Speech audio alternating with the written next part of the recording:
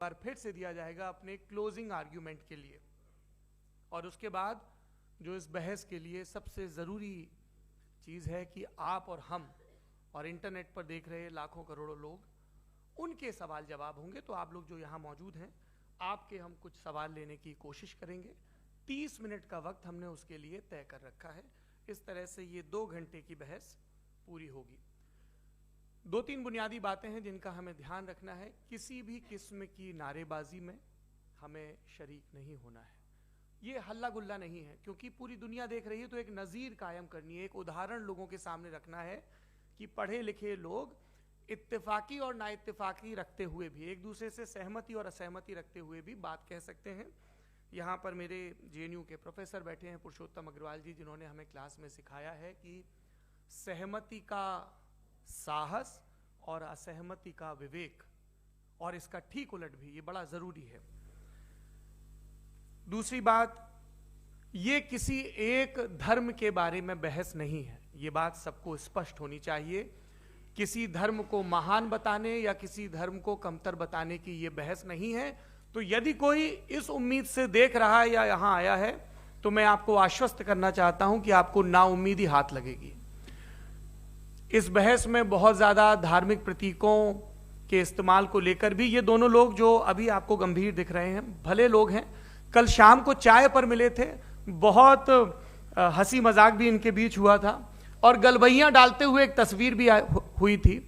ये इस बात का प्रमाण है कि इंटरनेट पर जो हल्ला मचा हुआ है उसके मुकाबले ये दोनों लोग बहुत ही अच्छे शांत ढंग से बहस के लिए राजी हो गए हैं। ट्विटर की बातें ट्विटर तक सीमित, एलन मस्क आजकल उसको एक्स कहते हैं। और अब इस बहस की शुरुआत मैं इन विद्वानों का, हालांकि इनको परिचय की जरूरत नहीं, पर हो सकता है, हमें पत्रकारिता में सिखाया जाता है कि नेवर अज्यूम, विज्ञान भी यही कहता है। मुफ्ती शमाइल नदवी साहब इस्लामिक विद्वान, शिक्षाविद हैं, कोलकाता के वाहियान फाउंडेशन के संस्थापक हैं, लखनऊ की प्रतिष्ठित दारुल उलूम नदवतुल उलमा से ग्रेजुएशन किया है, सोशल मीडिया और सार्वजनिक मंचों पर अध्यापन और बौद्धिक कामों में सक्रिय हैं, और इस समय इंटरनेशनल इस्लामिक यूनिवर्सिटी मलेशिया से PhD कर रहे हैं। अच्छी बात यह है कि पढ़ाई के साथ साथ ट्रैवल ब्लॉग भी बनाते हैं। पेट्रोनस टावर के सामने का ब्लॉग हमने देखा। हमारे साथ जावेद अख्तर साहब हैं।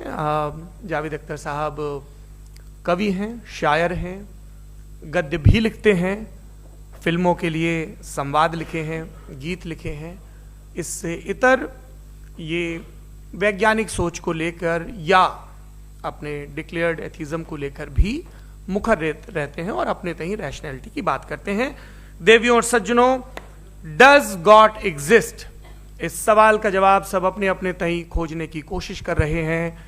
कोई इसको गॉड डैम पार्टिकल की खोज बताता है, कोई गॉड पार्टिकल की खोज बताता है, कोई हिग्स बोसान की खोज बताता है, कोई ये सवाल जवाब तलाशने की कोशिश करता है कि मास एग्जिस्टेंस में आखिर आया कैसे, हुआ क्या था, सृष्टि के पहले, समय के पहले क्या था।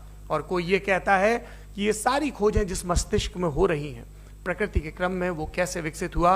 मैं उम्मीद करता हूं कि हम आज इन बुनियादी सवालों के कुछ जवाब हासिल करने में कामयाब हों। मैं सबसे पहले मंच पर आमंत्रित कर रहा हूं मुफ्ती शमाइल नदवी साहब को। आइए सर। जी,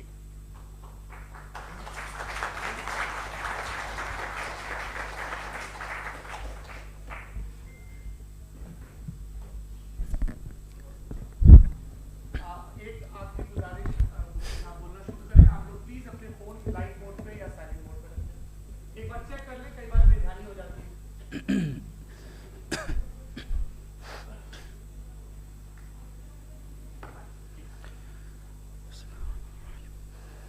तमाम तारीफ़ें उस क्रिएटर के लिए जिसने इस यूनिवर्स को एक मकसद के तहत पैदा किया है।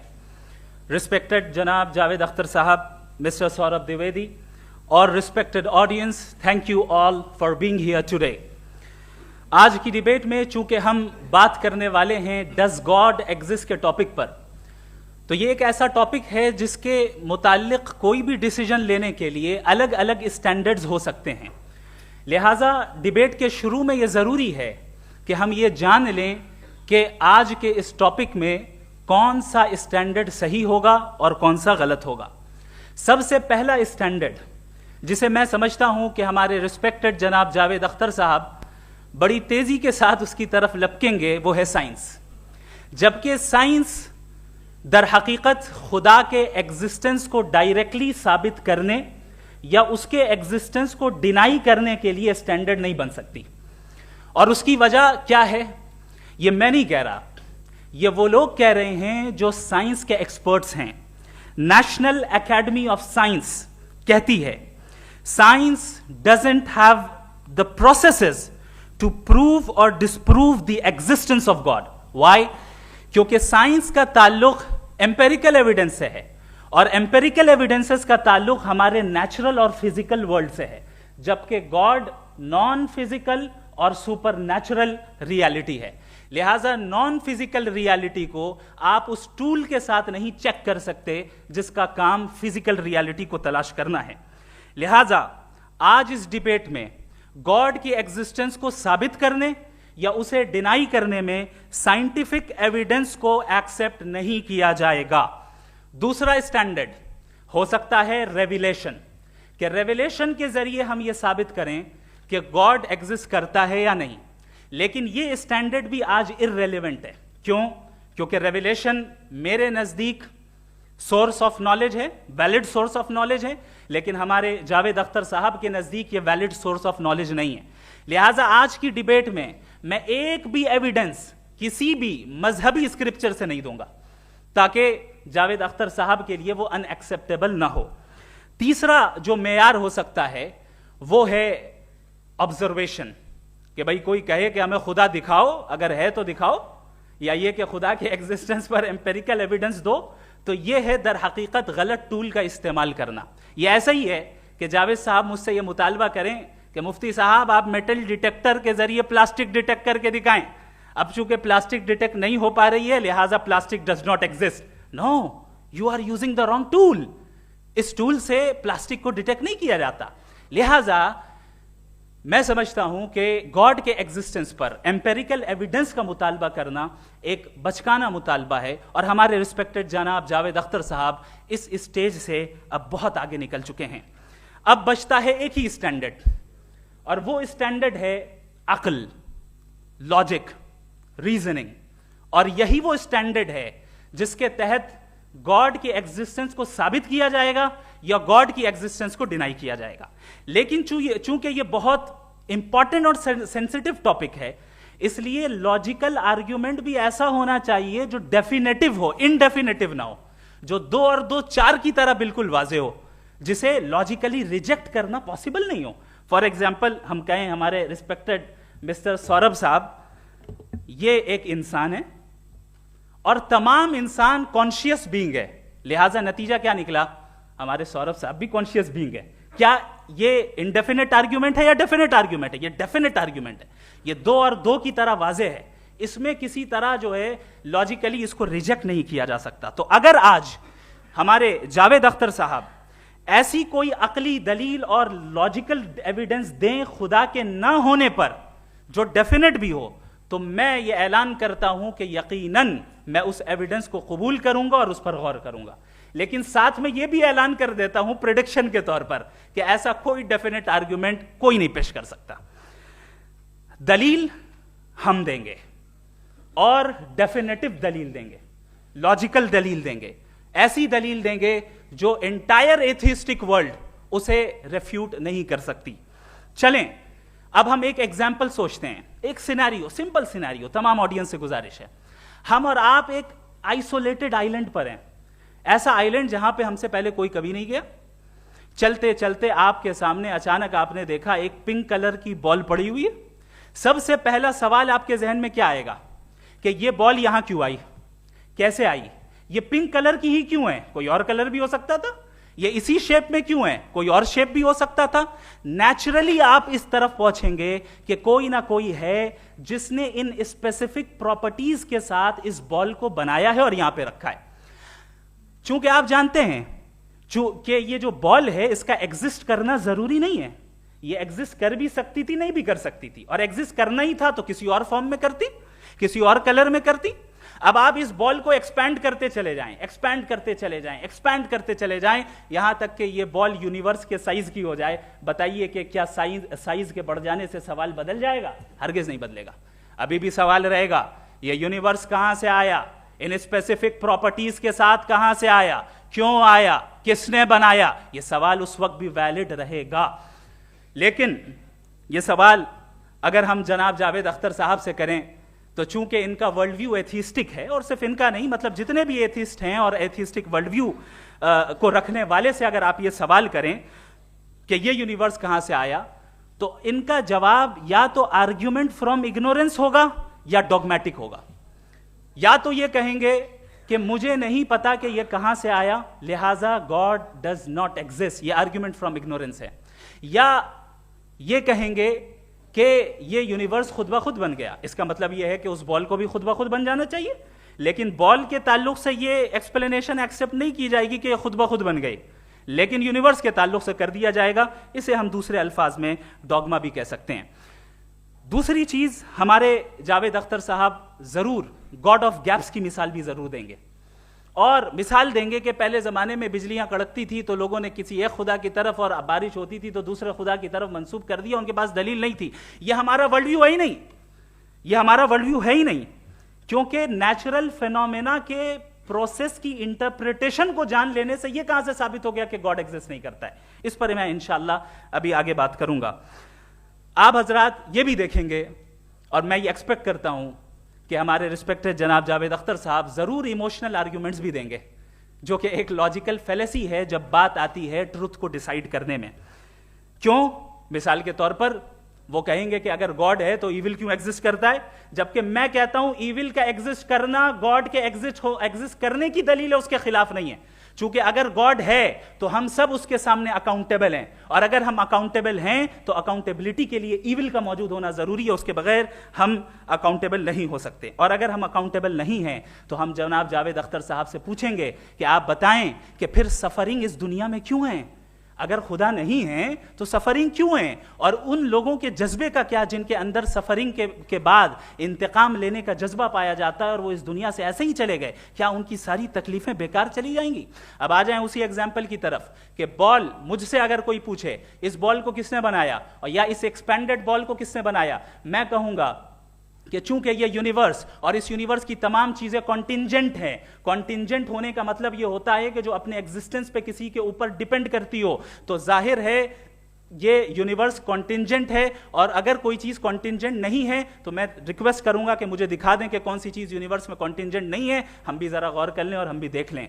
और जब कॉन्टिंजेंट चीजें मौजूद हैं तो फिलोसोफर्स की इस्तिलाह के मुताबिक, हम उस टर्मिनोलॉजी के मुताबिक हम उस जगह तक पहुंचते हैं और उस हस्ती तक पहुंचते हैं जिसे नेसेसरी बीइंग कहा जाता है, कि ये वो नेसेसरी बीइंग है जिसका मौजूद ना होना नामुमकिन हो। क्योंकि अगर ये मौजूद ना हो तो सारी चीजें एग्जिस्टेंस में आएंगी ही नहीं, और ये सारी कॉन्टिंजेंट चीजें उसी के ऊपर डिपेंड करती हैं। अब अगर आप ये सवाल करते हैं कि फिर उस हस्ती को किसने बनाया, फिर उसका कॉज क्या है, फिर उसका कॉज क्या है, फिर उसका कॉज क्या है, और एंडलेसली चले जाएं, इसे हम कहते हैं इन्फिनिट रिग्रेस ऑफ कॉजेस, जो कि लॉजिकल फेलेसी है। कॉन्सेप्चुअली इन्फिनिटी पॉसिबल है। मिसाल के तौर पे न्यूमेरिकल्स 1 2 3 गिनते चले जाएं, इन्फिनिट नंबर्स हैं। मैं कॉन्सेप्चुअली बात नहीं कर रहा, प्रैक्टिकली रियलिटी में साबित करके दिखाएं कि infinite regress of causes possible है या नहीं।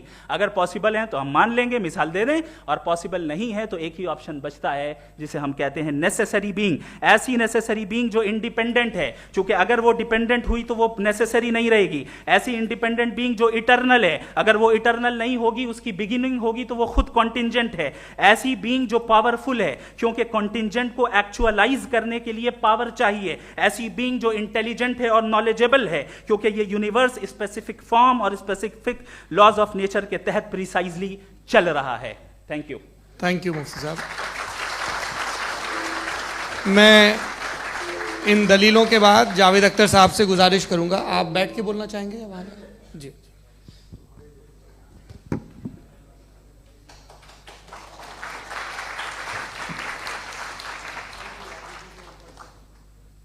पहले तो मैं मुफ्ती साहब को एक अच्छी खबर देना चाहूँगा कि मेरी नॉलेज साइंस के बारे में बड़ी मामूली है, तो आप फिक्र ना करें उसकी, लेकिन कुछ कॉमन सेंस है मुझ में। देखिए, ये खुदा का तस्वुर कोई नया तस्वुर नहीं है, ये सदियों से रहा है। ये कुछ रिलीजन 3000 साल पुराने होंगे, 4000 साल पुराने होंगे, लेकिन इंसान कोई 10,000 12,000 साल से एग्जिस्ट करता है होमोसेपियन की शक्ल में, और हमेशा कुछ ना कुछ मज़हब रहे। ये मज़हब जाहिलों के नहीं थे, ये मज़हब एक ऐसी ग्रीक सोसाइटी के थे जहाँ बड़े बड़े फिलोसफर पैदा हुए। ये मज़हब इजिप्शियंस के थे जिन्होंने पिरामिड्स बनाए थे। ये रोमन्स के थे कि जिनका आर्किटेक्चर और सेनेट यानी पहली बुनियाद डेमोक्रेसी की लिमिटेड थी मगर डेमोक्रेसी थी, ये उन लोगों ने किए थे। तो इनका जो जुपिटर था, रा था, ज़्यूस था, उन्हें उस पर इतना ही एतमाद था जितना आज किसी मजहबी आदमी को अपने खुदा पे होगा। क्रिश्चियनिटी आने से पहले यूरोप में एक मज़हब था जर्मेनिक रिलीजन। उसका एक खुदा था, उसकी एक बीवी थी, उसके 2 बेटे थे, एक बेटी थी। फिर जर्मनी में जब यूरोप में क्रिश्चियनिटी आई तो वो खुदा, उसकी बीवी और पूरे ख़ानदान चला गया। तो हमने अगर हम हिस्ट्री देखें तो खुदा जो हैं वो ज़्यादातर फ़नी है, वो हमेशा रहे नहीं। और वो जो लोग इन्हें मानते थे उनको आप कहें वो तो जाहिल थे, उन्हें तो कुछ पता ही नहीं था, ऐसा नहीं है। वो अपने वक्त में बड़े काबिल लोग थे और अपने वक्त में उन्होंने बड़े बड़े काम किए हैं, फिलोसफर्स थे, साइंटिस्ट थे। लेकिन उनका मज़हब कहाँ गया, उनके खुदा कहाँ गए? आज जो खुदा हैं दुनिया में लोग उन्हें मानते हैं। आपको क्या मालूम कि कितने बरसों के बाद क्या होने वाला है? हम यूरोप में देखते हैं तो चर्च खाली हैं। तो वक्त के साथ चीज़ें बदलती हैं। जहाँ तक इसका ताल्लुक़ है मज़हबों का, हर मज़हब आपसे एक चीज़ मांगता है, फेथ। ये फेथ क्या चीज़ होती है? What is the difference between faith and belief? ये तो बहुत ही अहमकाना बात होगी कि कोई आदमी कहे साहब अगर खुदा है तो मुझे दिखाइए। ये तो जाहिलाना बात हुई। मैंने तो नॉर्थ पोल नहीं देखा है, मगर मैं मानता हूँ कि नॉर्थ पोल है। मैं क्यों मानता हूँ? इसलिए कि अगर ये दुनिया राउंड है तो उसका कोई टॉप होगा। कुछ लोग हैं जो वहाँ गए भी हैं, कॉमन सेंस कहता है कि ऐसा होगा, सबूत है, गवाह है, रीज़न है। तो ये मेरा फेथ नहीं है। तो फेथ में और बिलीफ में डिफरेंस क्या है? जो मजहब मांगता है आपसे, हर मजहब फेथ मांगता है। फेथ का मतलब ये है कि ना कोई गवाह हो, ना कोई सबूत हो, ना कोई रैशनल हो, ना कोई लॉजिक हो, ना कोई प्रूफ हो, मगर तुम एक बात को मानो। ये है फेथ। वरना बिलीफ होता। अगर इसमें कुछ भी सबूत होते, गवाह होते, तो फिर इसे आप बिलीफ कहते हैं। जैसे मेरा बिलीफ है कि नॉर्थ पोल है, मेरा फेथ थोड़ी है। फेथ इन तमाम शर्तों को रद्द करता है। तो फिर स्टुपिडिटी क्या है? अगर मैं एक बात ऐसी मानूं जिसकी ना कोई लॉजिक है, ना कोई रैशनल है, ना कोई प्रूफ है, ना कोई गवाह है, ना कोई सबूत है, और मैं उसे मानूं, तो ये स्टुपिडिटी हुई। इसे ही भाई कल को मैं यकीन कर लूं कि एलॉन मस्क जो है मेरा भाई है, तो मुझे इंतहाई खुशी होगी, सुकून भी बहुत मिलेगा मुझे। लेकिन और कहे भाई क्यों मानते हो, क्या सबूत है? भाई वो तो अमेरिकन है और तुम तो इंडियन हो, वो तो नस्ल अलग है, तुम्हें कभी मिले भी नहीं। साहब देखिए मेरा फेथ है, इस पर बात न किया। फेथ का मतलब ही यह है कि आप प्रूव नहीं कर सकते।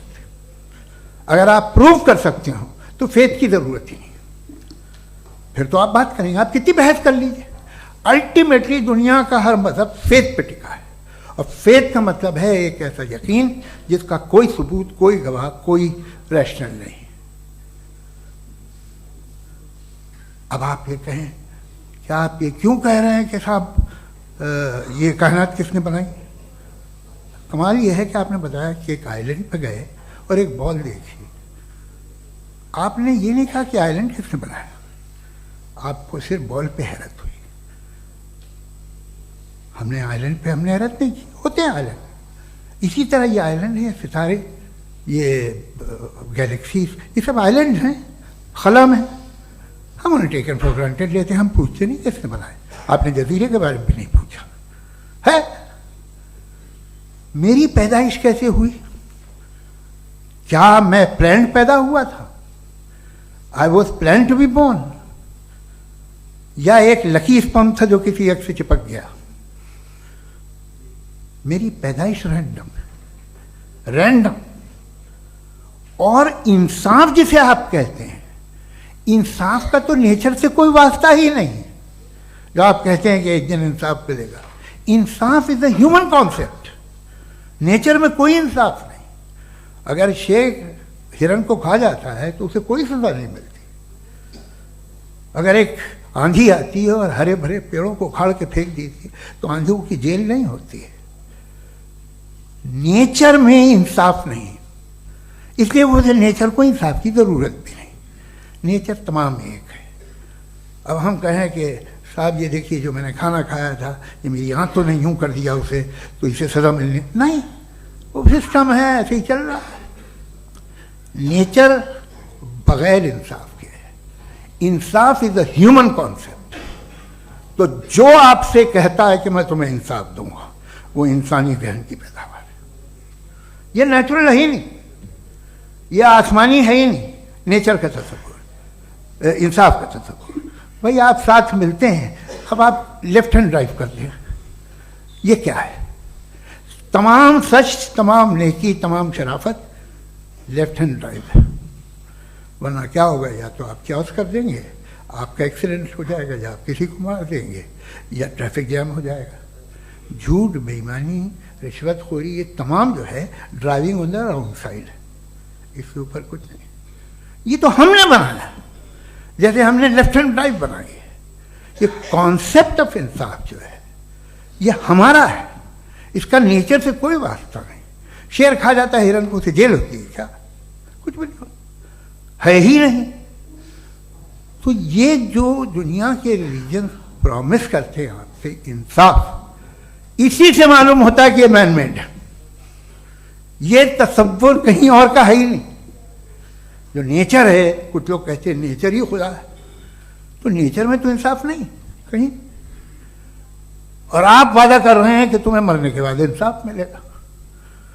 मुझे अगर मिलेगा तो मैं बहुत खुश होऊंगा, लेकिन मैं यकीन नहीं कर पाता हूं, इसलिए कि मैं फेथ नहीं पैदा कर सकता। The very fact that religions demand faith, इसका मतलब है कि उनके पास जस्टिफिकेशन नहीं है।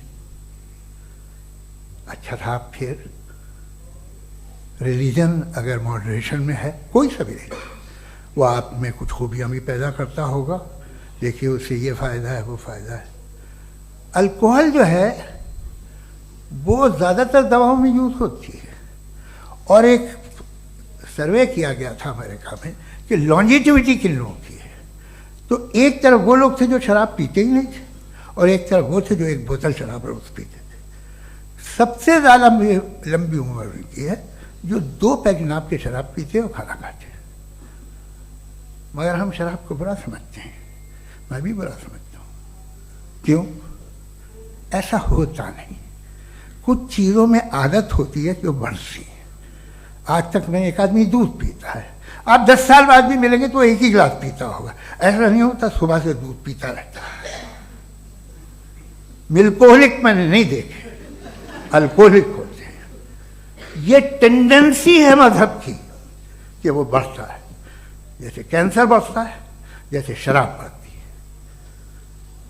कुछ लोग होंगे जो उसे सही तरह से यूज़ करते। मुझे यकीन है कि हमारे मुफ्ती साहब भी उनमें से एक हैं, इनसे बहुत खुशी हुई मुझे इनसे मिलकर।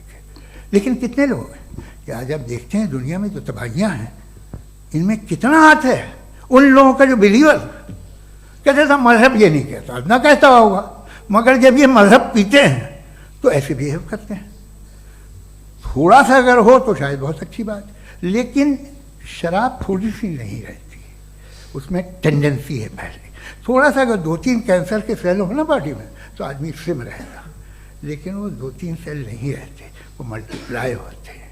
जावेद साहब टाइम पूरा हो गया। टाइम हो गया तो बस बात खत्म हो गई। अच्छा, मुझे कुछ और कहने को था भी नहीं। जी, मैं पहले जवाबी दौर के लिए इनवाइट कर रहा हूं मुफ्ती साहब को। Your rebuttal round 1, you have 7 minutes।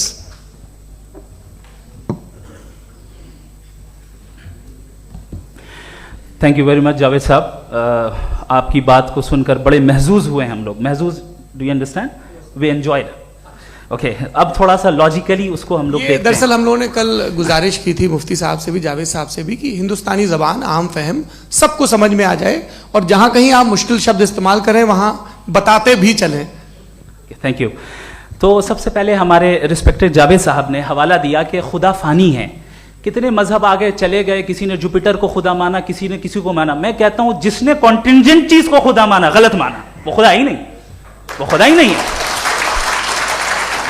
हम तो नेसेसरी बीइंग को साबित करने बैठे हैं, वो नेसेसरी कॉज जो इटरनल है, जो अबदी भी है और अजली भी है। हम किसी और को साबित करने नहीं बैठे। दूसरी चीज उन्होंने कहा कि फेथ एंड बिलीफ, ये एक ऐसी डेफिनेशन है फेथ की जो इन्होंने पहली मर्तबा पेश की है, या माफ कीजिएगा इन्होंने पहली मर्तबा पेश नहीं की है, रिचर्ड डॉकिंस ने पहली मर्तबा पेश की है। मुझे मालूम है ये सोर्स कहां से है। एपिस्टेमोलॉजिकली फेथ और बिलीफ का फर्क आप इस तरह नहीं कर सकते सर। फेथ सही भी होता है, गलत भी होता है, बिलीफ सही भी होता है, गलत भी होता है।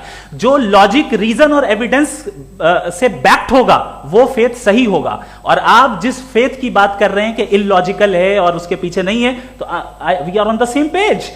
हम नहीं मानते उस फेथ को, जो फेथ ऐसा हो जिसके पीछे कोई लॉजिक ना हो, एविडेंस ना हो, हम नहीं मानते। हम तो उस फेथ के कायल हैं जिसके पीछे लॉजिक हो और एविडेंस हो। तो बिलीफ सही भी होता है, गलत भी होता है, फेथ भी सही होता है और गलत भी होता है। तो आज फेथ और बिलीफ के डिफरेंस पे बात नहीं हो रही है। आज आप चाहे फेथ एक्सेप्ट कर लें या बिलीफ एक्सेप्ट कर लें, आज ये बात होगी कि ट्रूथ क्या है।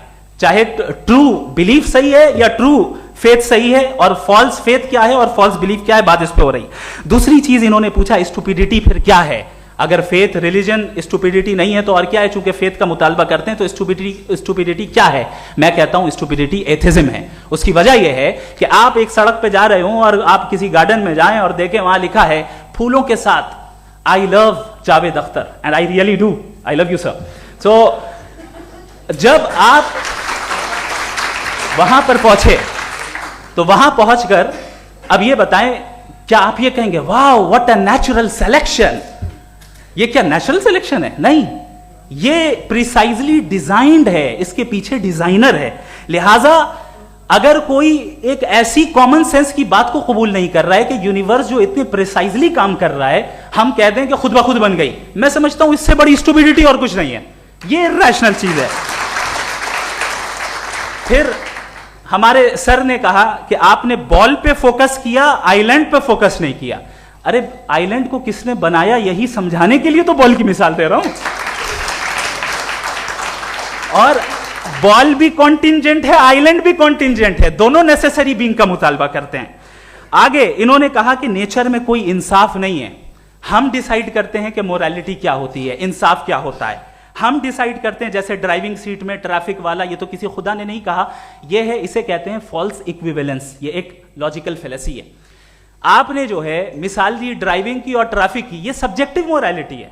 आप सब्जेक्टिव मोरालिटी को मिसाल बनाकर ऑब्जेक्टिव मोरालिटी के ऊपर नहीं थोप सकते। इंसाफ की ऑब्जेक्टिव मोरालिटी है। अगर आप ये कहते हैं कि नेचर में इंसाफ नहीं है तो इंसाफ का न होना ये नेचुरल हुआ, तो फिर नेचर को नेचर रहने दे, क्यों हम इतना स्ट्राइव कर रहे हैं दुनिया में इंसाफ लाने के लिए? ये तो इलॉजिकल बात है, इरैशनल बात है। इसलिए बहुत सी चीजें ऐसी हैं जो ऑब्जेक्टिवली जो है इविल या गुड हैं, और बहुत सी चीजें ऐसी हैं जो सब्जेक्टिवली हैं। सब्जेक्टिवली जो मोरल होता है या इमोरल होता है उसको हम सोशल कंसेंसस से या पर्सनल प्रेफरेंस से डिसाइड करते हैं। लेकिन जो ऑब्जेक्टिव मोरालिटी है जिसमें इंसाफ आया, जो इन्होंने बार बार रिपीट किया, ये ऑब्जेक्टिव है, सब्जेक्टिव नहीं है। अगर आप कहते हैं ये सब्जेक्टिव है तो मेरा सवाल आपसे ये है, क्या सोशल कंसेंसस के जरिए अगर जुल्म को सही करार दे दिया जाएगा तो आप जुल्म को जस्टिफाई करेंगे? दूसरी चीज इन्होंने ये कहा कि 2 पैक शराब पी लें तो वो उतने पे नहीं रहता, बढ़ जाता है। यही मामला मजहब के साथ है। 2 पैक आप पी लें बढ़ेगा। तो ये एक ऐसी मिसाल है, इसको कहीं भी फिट कर लें कि आप एथिज्म पे जब फिट करें, जब आप 2 पैक एथिज्म का लेंगे ना तो वो बढ़ बढ़ के नॉर्थ कोरिया बनेगा। Thank you.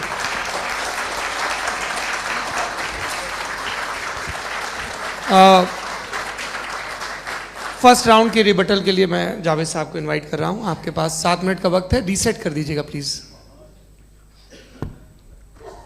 मुझे इस बात की खुशी है कि मुफ्ती साहब ने भी मान लिया कि नेचर में कोई इंसाफ नहीं है। तो कोई भी चीज़ जो इंसान ने नहीं बनाई है उसमें इंसाफ नहीं होता है। एक बात मैं आपसे अर्ज़ करूँ, ज़रा पता लगा लीजिएगा, ये जो आप बाग में जाते हैं बेहद खूबसूरत फूल देखते हैं ना, इनमें से कोई नेचुरल नहीं है। ये सारे फूल क्रॉस करके बनाए गए हैं। जो जंगल में फूल होते हैं नहायत मामूली होते हैं, ये फूल इंसानों ने बनाए हैं। जो आप बाग में देख के वाह वाह कहते हैं, ये इंसानों के बनाए हुए हैं। डिफरेंट फूलों को क्रॉस करके, डेवलप करके, फिर क्रॉस करके इस तरह से बनाए गए। नेचुरल फ्लावर नहीं। किसी जंगल वीरान में जाके आप गुलाब के फूल नहीं देखेंगे। ये सब बनाए हुए इंसान ने, बहुत से काम इंसान ने किए हैं। बाकी है कि आपने मेरी एक बात का जवाब नहीं दिया, जिससे मुझे शिकायत है कि फेथ क्या है और आप फेथ मांगते क्यों हैं मुझसे।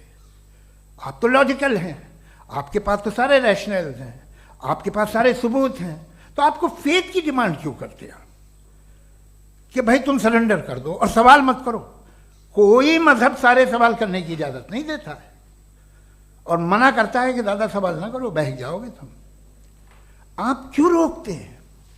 हकीकत यह है कि इंसानी तारीख क्या है। इंसानी तारीख ये है कि दुनिया में 2 तरह के लोग हुए हैं। एक वो जिन्होंने अपनी लाइल्मी की परस्तिश की है, दूसरे वो जिन्होंने अपनी इग्नोरेंस या लाइल्मी से झगड़ा किया है और मालूम किया है कि क्या है। ये जो आप कह रहे हैं, आज आप हैरान हैं कि भाई ये यूनिवर्स कैसे बनी। लोग हैरान थे कि सूरज डूबता है तो इधर से कैसे निकलता। और आप एक कदम जाके हमेशा का मानने को तैयार है, एक कदम पीछे ही मान जाइए। भाई आप इसके बाद जाते हो, कहते सवाल ना करना कि ये कहाँ से आया, ये पावर तो हमेशा से हमेशा रहेगी। तो आप यूनिवर्स के बारे में मानने में क्या तकलीफ है? एक कदम पहले रुक जाइए। ये हमेशा से थी या नहीं थी हमें मालूम नहीं है। और ये कहना कि हमें मालूम नहीं है, कमाल ये है कि दुनिया के सारे मजहब सब जानते हैं ये दुनिया कैसे बनी थी, कैसे मिटेगी, मरने के बाद क्या होगा, इनको सब इल्म है।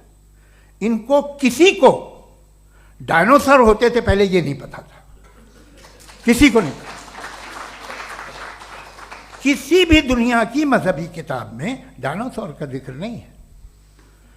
लेकिन बाकी सब बातें, how to make universe in 4 easy lessons and बाकी सब पता है। जिसको सब पता है वो गड़बड़ है। हम में ये इंकिसार, ये ह्यूमिलिटी होनी चाहिए कि हम ये कहें कि हमें ये बहुत सारी बातें नहीं मालूम, लेकिन हम उनकी परस्तिश ना करें, अपनी लाइल्मी को की परस्तिश ना करें, हम उसे पता लगाने की कोशिश करें। जिस दुनिया में आप बैठे हैं सर, ये हॉल जो है, ये इलेक्ट्रिसिटी जो है, ये माइक जो है, जिस हवाई जहाज से आप आए थे, वो जिस कार से आप यहाँ आए हैं, ये सब उन लोगों की बनाई हुई है जिन्होंने सवाल किए थे। ये दुनिया जिसमें आप आज आराम से हैं, ये उन लोगों की बनाई है कि जिन्होंने सवाल किए थे। और हर स्टेज पे इन सवालों को मकरूह कहा गया था, गलत कहा गया था। आप जरा तारीख पढ़िए, एक बड़ी दिलचस्प किताब है बर्ट्रैंड रसेल की, जिसमें उसने रिलीजन एंड साइंस कि कब से रिलीजन जो है साइंस के अगेंस्ट है।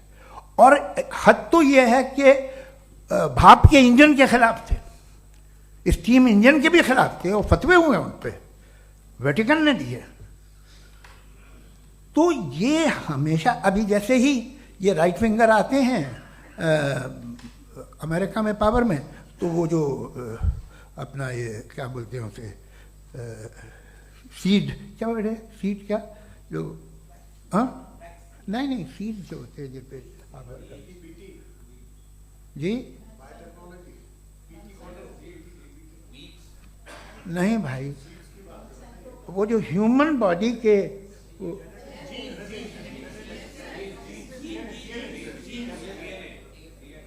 उस पर रिसर्च बंद हो जाती है, रिपब्लिकन नहीं करने देते। अरे भाई इतना डर क्या है तुम्हें? एक ज़माने में बहुत नाराज़ थे ये सारे मजहबी लोग कि ये इंसान तो इंसान बनाने की कोशिश कर रहा है। आपको क्या तकलीफ भाई, बना ले तो बना लेने दो, ये खौफ क्या है? और ये सब आज जो आप कह रहे हैं नामुमकिन है, ये कैसे हुआ, मुझे एक किस्सा याद आता है। जब मैं छठी क्लास में था तो मैं मैथमेटिक्स में बहुत वीक था, तो एक टीचर रख दिया गया, उसने 1 2 3 4 5 6 7 तो सिखा दिया मुझे। वो दिन मैं भूल नहीं सकता हूँ मुफ्ती साहब, जिस दिन उसने ये बताया कि 1/2 क्या होता है और 3/4 क्या होता है, मुझे ऐसा लगा कि मेरा सर बीच से फट जाएगा। यह आदमी कह रहा है कि जो दीवार के अंदर जाओ वॉक करते हुए। आज हंसता हूँ मैं इस बात पे। तो आज जो बातें आपके जहन से बिल्कुल परे हैं और आप हैरान होते हो उन्हें देख के, एक वक्त आएगा कि मामूली लगेंगे। और हुआ है, आपकी इंसानी तारीख ही है।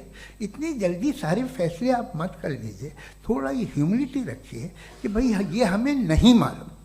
ये कहने में क्या आ रहा है, ये यूनिवर्स कहाँ तक फैली, ये कब से है और कब तक रहेगी, हमें नहीं मालूम। आपने फैसला कर लिया कब बनी, ये आपके हिसाब से कोई 14 बिलियन ईयर बनी जो समझा जाता है। उससे पहले हजारों करोड़ों अरबों साल तक खुदा बैठा क्या कर रहा था, खामोश बैठा था, ऐसी जमाइयाँ ले रहा था। फिर उसे आइडिया है, यार एक काम करते, वक्त अच्छा गुजर जाएगा, यूनिवर्स पर आपसे सोचिए। वो तो हमेशा से है ना, मगर यूनिवर्स हमेशा से नहीं है, ये तो बनाई गई है। और उससे पहले क्या था, इनका क्या काम था, कैसी बात है। ये बड़ा आसान है, जो बात हमें आज धीरे धीरे पता चली है। बरसों 2000 और 2500 साल पहले आपको किसी ने बता दिया कि क्या था, आप मान गए, और तब से वही मान रहे हैं जो 2500 साल पहले कहा गया था। सब कुछ बदल गया है, सॉल्व हो रही हैं चीज़ें। अभी साइंस बिल्कुल दावा नहीं करती, या कोई फिलोसफर ये दावा नहीं करता कि हमें सब मालूम, बल्कि वो कहता है कि हमें जितना मालूम होता है उससे ये मालूम होता है कि हमें कितना कम मालूम। तो हम अपनी जहालत से लड़े, उसकी परस्तिश ना करें। जी, time, thank you so much. मैं तर्कों की श्रृंखला में राउंड 2 के लिए मुफ्ती साहब को आमंत्रित कर रहा हूँ। आपके पास एक बार फिर से 7 मिनट का वक्त है। शुक्रिया। जनाब जावेद अख्तर साहब कई मर्तबा दोहरा रहे हैं कि फेथ का मतलब बताइए, फेथ का मतलब बताइए। मैंने बता दिया, फेथ सही भी होता है, गलत भी होता है। और आज हम फेथ पे बात नहीं कर रहे, हम ट्रुथ और डज गॉड एग्जिस्ट पे बात कर रहे हैं। क्या डज गॉड एग्जिस्ट, ये ट्रुथ यानी गॉड है या नहीं है, इसमें से दोनों ट्रुथ क्या है। अब आप उसे फेथ कह लें, बिलीफ कह लें, नॉट माई बिजनेस। उसके बाद आपने कहा कि भाई सवाल करने से मजहब रोकता है। मैं कहता हूं जो रोकता है वो रोकता होगा, मैं नहीं रोकता, बल्कि सवाल करें, सवाल करना चाहिए। सवाल कर करके तो हम आगे बढ़ते हैं, तरक्की करते हैं, और इसीलिए मैं आज यहां पे आया हूं। लेकिन सवाल सिर्फ खुदा से नहीं होगा, आपसे भी होगा। सवाल एथिज्म से भी होगा, सवाल सिर्फ मजहब से नहीं होगा, सबसे होगा। और आज मैं सवाल करूंगा और उम्मीद है कि आप जवाब देंगे। अभी तक आपने वैसे कॉन्टिंजेंसी आर्गुमेंट का कोई जवाब नहीं दिया। चलें, आपने कहा यूनिवर्स के बारे में इटर्नल क्यों नहीं बोल देते। ये चूंकि लॉजिकली पॉसिबल ही नहीं है कि यूनिवर्स इटर्नल हो। यूनिवर्स एक कॉन्टिंजेंट चीज है जो टाइम एंड स्पेस के पाबंद है, टाइम एंड स्पेस से बाउंड है। जो टाइम एंड स्पेस से बाउंड होगा वो कॉन्टिंजेंट होगा, जो कॉन्टिंजेंट होगा वो उसकी बिगिनिंग हुई होगी, जिसकी बिगिनिंग हुई होगी वो इटर्नल नहीं हो सकता। ये तो कॉमन सी बात है। आपने कहा कि किसी मजहबी किताब में डायनासोर का जिक्र नहीं है। अफसोस कि आज तक किसी मैथमेटिक्स की किताब में मुझे डायनासोर का जिक्र नहीं मिला। तो इसका मतलब मैथमेटिक्स की किताब बेकार है? नहीं, उसका वो टॉपिक नहीं है। रेवलेशन का और मजहबी किताबों का टॉपिक ये नहीं है कि आपको आके बताए साइकिल कैसे बनाते हैं, या आकर ये बताएं कि जो है डायनासोर कब था। वो तो मोरालिटी सिखाने आया है, गॉड के बारे में बताने आया, नॉन फिजिकल रियलिटी की हकीकत को सिखाने के लिए आया। रिलीजियन साइंस को रोकता है? नहीं रोकता। अगर रोकता है तो गलत करता है।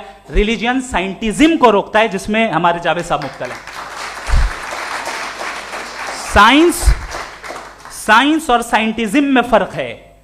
साइंटिज्म यह है कि आप समझें कि साइंस और साइंटिफिक मेथोडोलॉजी ये नॉलेज को हासिल करने का वाहिद सोर्स ऑफ नॉलेज है। यह है साइंटिज्म।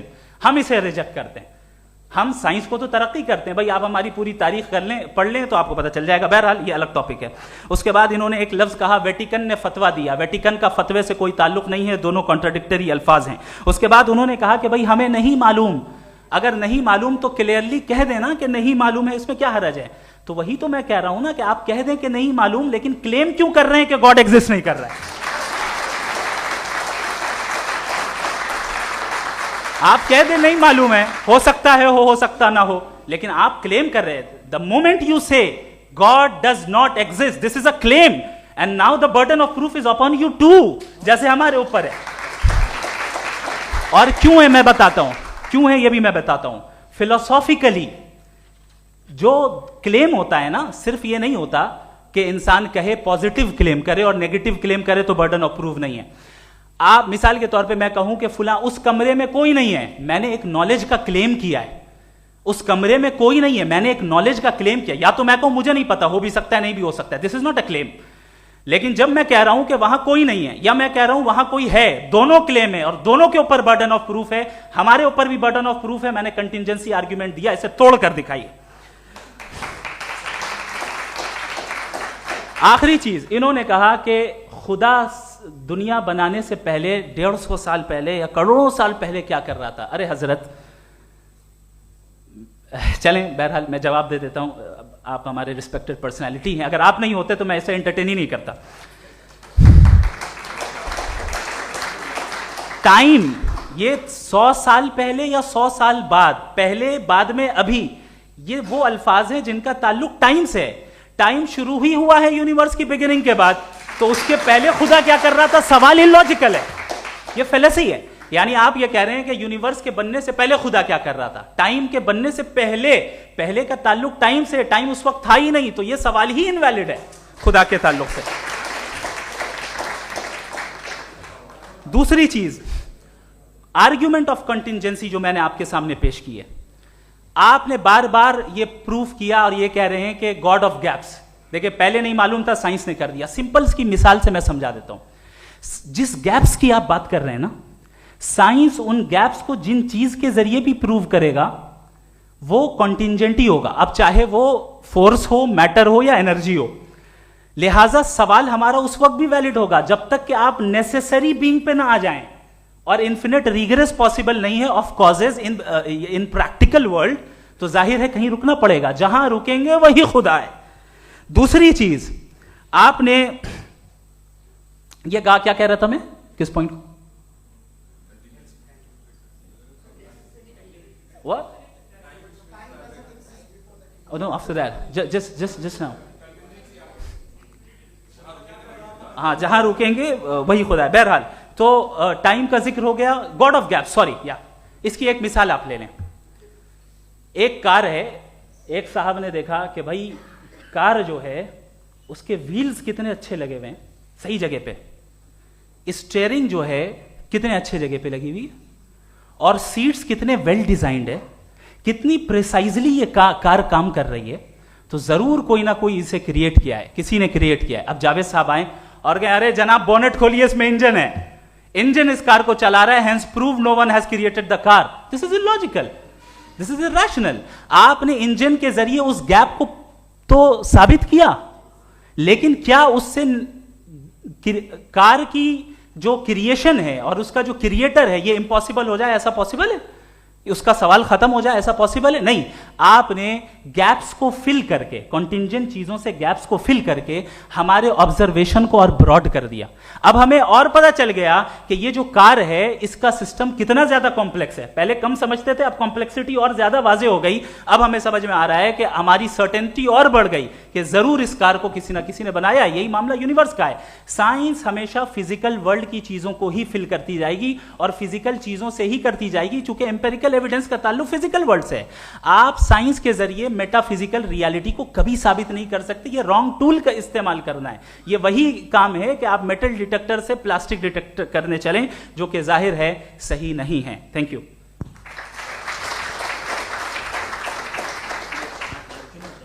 जी, ये आर्ग्यूमेंट का राउंड 2 है। हाँ। 7 मिनट है। पहले तो मैं आपसे अर्ज करूं कि आपने कहा कि जब कायनात ही नहीं थी तो वक्त भी नहीं था, कुछ भी नहीं था। कैसे नहीं था? खुदा था। एक एग्जिस्टेंस तो था ना खुदा का। तो जब खुदा था तो वक्त भी होगा। ऐसा नहीं कि कुछ भी नहीं था, खुदा था। अच्छा, बाकी ये कि आपने कहा साहब आप साबित कीजिए, आपके पास भी लॉजिक है, मेरे पास भी लॉजिक है। मेरा जिम्मेदारी नहीं है साबित करना कि खुदा है। बर्टन रसल ने बड़ी अच्छी बात कही, बर्टन रसल ने बड़ी अच्छी बात कही। मैं आपसे अगर ये दावा करूं कि एक चाय की केतली मरीख के चारों तरफ घूम रही है, मार्स के चारों तरफ, तो ये आपका काम नहीं है कि आप साबित करें कि कोई चाय की केतली नहीं है। ये मेरा काम है, मैंने दावा किया है। ये दावा तो मजहबी लोग करते हैं कि खुदा है, मैं क्यों साबित करूं कि नहीं है? जब तक आप मुझे कन्विंस नहीं कर देंगे मैं नहीं मानूंगा। आपकी जिम्मेदारी है, मेरी जिम्मेदारी नहीं है। दोयम ये कि ये जो आप कह रहे हैं, जो गैप्स हैं, ये गैप जब जब किसी मजहब को चैलेंज करते हैं, जब ऐसा कोई बात आती है तो हंगामा हो जाता है कि जब वो चैलेंज करें किसी फेथ को। ये तमाम साइंस जो है इसे मुख्तलिफ जगहों पे मुख्तलिफ वक्तों में मजहब ने रोकने की कोशिश की है। ये किताब है religion and science Burton Russell की, पढ़िएगा, अच्छी लगेगी आपको। तारीख ही है साइंस, मजहब की साइंस से उसका यही रिश्ता है। अच्छा, अब ये हम सोचें कि बहरहाल ये वजूद जो है मजहब और ये बिलीव इन गॉड इंसान को बेहतर बना देता है, तो एक काम कीजिए, हिंदुस्तान वर्ल्ड का नक्शा लीजिए और मार्क कीजिए कि रिलीजन कहाँ कहाँ ज़्यादा है, कहाँ कहाँ, चाहे वो लैटिन अमेरिका हो या मिडल ईस्ट हो या फार ईस्ट हो या हिंदुस्तान के वो इलाके जहाँ मजहबियत ज़्यादा है। रख दीजिए नक्शा अलग। अब दूसरा नक्शा कि कहाँ कहाँ नाइंसाफ़ी, रिप्रेशन, औरतों के हुकूक की पामाली, जुल्म, डिक्टेटरशिप कहाँ है, नक्शा एक ही होगा। तो आप मुझे बताएं कि जो इसका तरकीब इस्तेमाल क्या है, खुदा का तरकीब इस्तेमाल तो बताइए। आप छोटी सी दवा सड़क पे बेचते हैं, उसकी भी तरकीब इस्तेमाल बताते हैं। इसके इस्तेमाल से तो फायदे नहीं हुआ किसी को। जो सारे के सारे खराब मुल्क हैं, खराब समाज है, वो सारे जुल्म खुदा के नाम पे करते हैं। वो गलत करते हैं, सही करते हैं, मुझे क्या लेना देना उससे। इस्तेमाल से मालूम होता ना। एक विस्की की बोतल कभी शायद देखी हो आपने, लाल रंग की होती है, उस पर रोशनी और छपड़ा इंतहाई खूबसूरत लगती है, क्या बिगाड़ रही है किसी का? उसका इस्तेमाल गलत है, इसलिए आप उसे नापसंद करते हैं।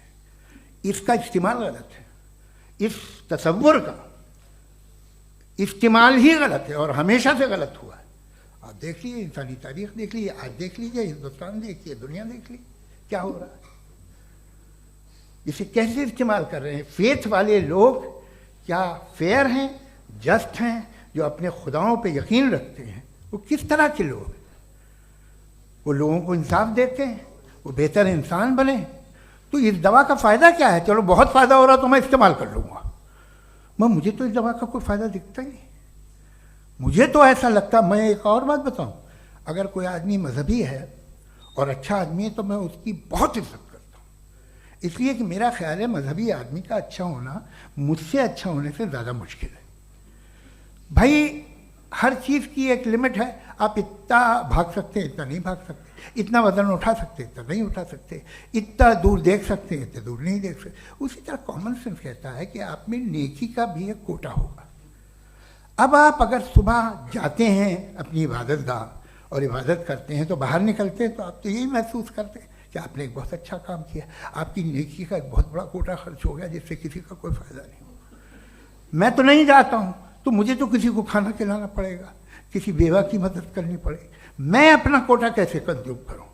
आप अपना कोटा, सारे मजहबी लोग इंतहाई यूजलेस कामों में यूज करते हैं। उसके बाद भी अगर आप में बच्ची है थोड़ी सी शराफत, तो भाई वाह क्या बात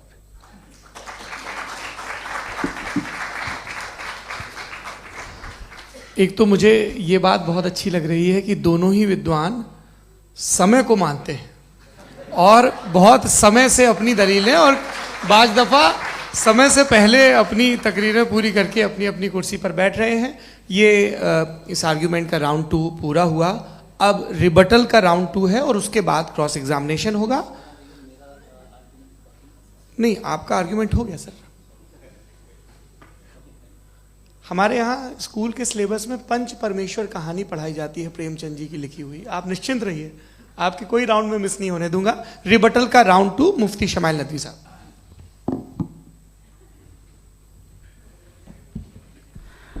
असल में जो हकीकी प्रॉब्लम है, असल प्रॉब्लम है, वो ये है कि जावेद साहब के पास कॉन्सेप्ट ऑफ गॉड क्लियर नहीं है। इन्होंने कहा कि कायनात से पहले खुदा तो था, तब भी तो टाइम होगा। ये टाइम कायनात का हिस्सा है। हम उस खुदा को मानते हैं, नेसेसरी बीइंग का टाइमलेस होना जरूरी है, चूंकि वो टाइम का क्रिएटर है। जब उसने टाइम को क्रिएट किया तो वो खुद टाइम पे कैसे होगा? उसने जब स्पेस को क्रिएट किया तो खुद स्पेस में कैसे होगा? अगर वो टाइम एंड स्पेस को पहले से ही उसका पाबंद है तो फिर किस चीज को उसने क्रिएट किया? लिहाजा ये सवाल गलत है कि खुदा था तो टाइम होगा। बिल्कुल नहीं, टाइम के पाबंद हम है, खुदा नहीं है। हम फिजिकल वर्ल्ड से ताल्लुक रखते हैं, वो मेटाफिजिकल रियलिटी है।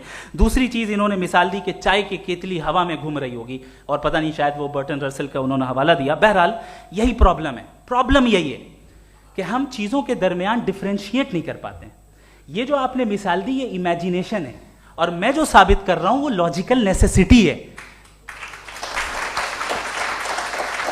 आप इमेजिन करने आए तो कुछ भी करें, जुपिटर में पिंक एलिफेंट होगा, यूनिकॉर्न होगा, करें, उससे कायनात पे क्या फर्क पड़ता है?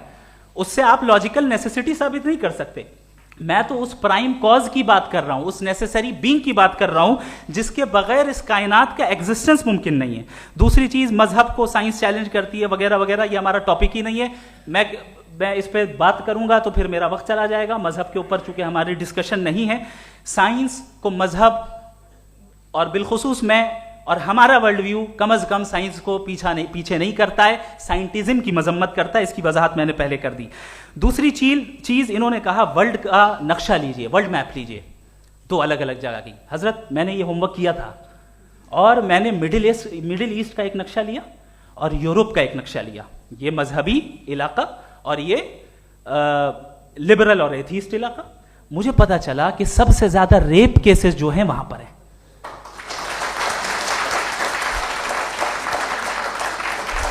मुझे ये पता चला यूएन की रिपोर्ट के मुताबिक, मैं ये अपने घर से नहीं लेके आ रहा, कि जो वर्किंग वुमेन है यूरोपियन कंट्रीज में, उसमें 81% वुमेन सेक्सुअल हैरेसमेंट का वर्क में शुमार हो रही है। ये मिडिल ईस्ट में नहीं हो रहा है, वो मजहबी लोग हैं इसलिए नहीं हो रहा है।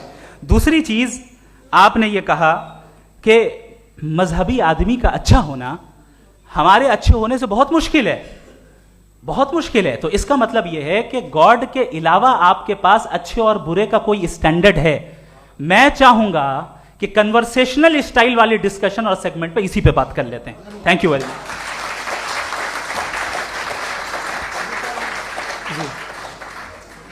ये रिबटल का राउंड 2 है। आपके पास 5 मिनट का वक्त है, और इसके बाद क्रॉस एग्जामिनेशन शुरू करेंगे। आप चाहे तो जो इन्होंने सवाल पूछे उनके जवाब आप रिबटल में भी दे सकते हैं। जी जी, देखिए पहले तो ये बात कि ये मिसाल गलत है। इन्होंने पहले ही हमको डिसार्म कर दिया। कह लिया अकल से मामला सॉल्व नहीं हो सकता, लॉजिक से आप पहुंच नहीं सकते। ये एक मेटाफिजिकल चीज़ है। मेटाफिजिकल अजीब सा लफ्ज़ है, ठीक से किसी को माने नहीं मालूम इसके, तो ऐसा लगता है कुछ बड़ी चीज़ है। अरे भाई क्या होता है मेटाफिजिकल, बताओ, खड़ी हो। ये एक लफ्ज़ है जो कहीं भी इस्तेमाल हो जाता है। जब आप एक बात कर रहे हैं और आप मुझसे बहस कर रहे हैं तो मुझे मेटाफिजिकल मत बताइए, आप लॉजिकली मुझे प्रूव किए। और अगर लॉजिकली आप नहीं बात करते साहब ये मेटाफिजिकल है, तो फिर हम आप बात क्या कर रहे हैं? मेरा आपका किस ज़बान में कॉन्वर्सेशन होगा? और ये कहना कि वक्त पहले नहीं था, तो फिर क्यों कहते हैं ये हमेशा से और हमेशा रहेगा? हमेशा वक्त है, तो आप कैसे कहते हैं वो हमेशा से है और हमेशा रहेगा? हमेशा का मतलब है कोई वक्त, अगर वक्त ही नहीं है तो हमेशा कैसे? बाहर वो रहेगा। अब मैं ये देखता हूँ, आपने कहा ना कि वहाँ रेप ज़्यादा होते हैं, तो हम एक बात देखते हैं कि ये दुनिया जिस पे वो कादर मुतलक है, जिसकी मर्ज़ी के बगैर पत्ता भी नहीं हिलता, ओमनीपोटेंट है, ये दुनिया चल कैसे रही है? और इस दुनिया का हाल क्या है? 45,000 बच्चे जो 10 साल की उम्र से कम थे वो गाजा में मरे। भूख से काला हांडी में बच्चे मरते हैं और डिप्थेरिया से मरते हैं। डिप्थेरिया अजीब मर्ज है, गले में जाली बनना शुरू होती है, बच्चा नीला हो जाता है, गरीब का बच्चा, इसलिए कि उपास इलाज में। ये कादर मुतलक है जो चाहे कर दे। इससे आप दुआएं मांगते हैं हमारी ये काम कर दे वो कर दे, तो इसका मतलब डे टू डे लाइफ में वो इंटरफेयर करता है और ये देख रहा है वो। अगर वो वाकई भी है फॉर डिस्कशन सेक, तो मैं जब दुनिया देखता हूँ तो मेरे दिल में उसके लिए कोई इज्जत नहीं पैदा होती। ये क्या कर रहे हो तुम पूरे ऑल पावरफुल हो, ओमनीपोटेंट हो, ओमनी प्रेजेंट हो। तुम तो वहां गादा में रहे होगे ना, तुम हर जगह हो।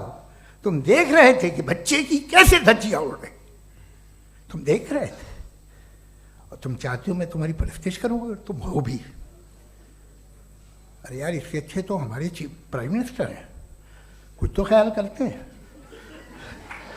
कमाल है। आप किसकी इबादत कर रहे हैं?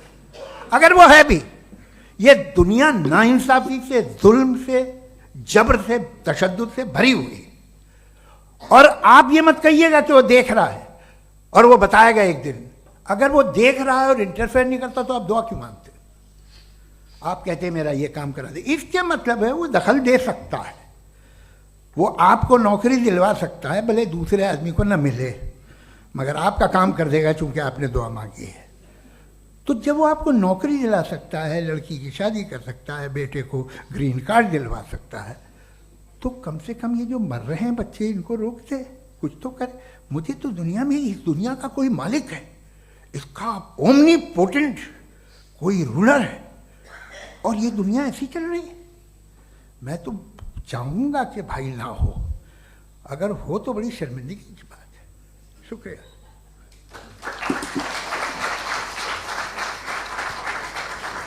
देवियों और सज्जनों, इस बहस के 2 राउंड और 2 रिबटल पूरे हो चुके हैं। अब सबसे ज़रूरी और सबसे मुश्किल राउंड शुरू हो रहा है, क्रॉस एग्जामिनेशन का। अब इन विद्वानों की सज्जनता की एक परख भी होगी, और वक्त हमने 16 मिनट का तय किया है। पहला सवाल आप पूछना चाहेंगे? जी बिल्कुल। पहले बोले भी आपके। आप माइक ले लीजिएगा हाथ में, ये नीचे से ऑन कीजिए। जी मैं बोलता हूँ, ये डायस हटा सकते हैं क्या हम थोड़ा क्विकली? डायस पीछे कर दीजिए बस थोड़ा सा, है, ताकि ये जो दाएं बाएं लोग बैठे हैं, इसे हटा ही दीजिए। अब हम वहाँ तो जाने वाले नहीं। आराम से आराम से दोनों तरफ से हटा दीजिए।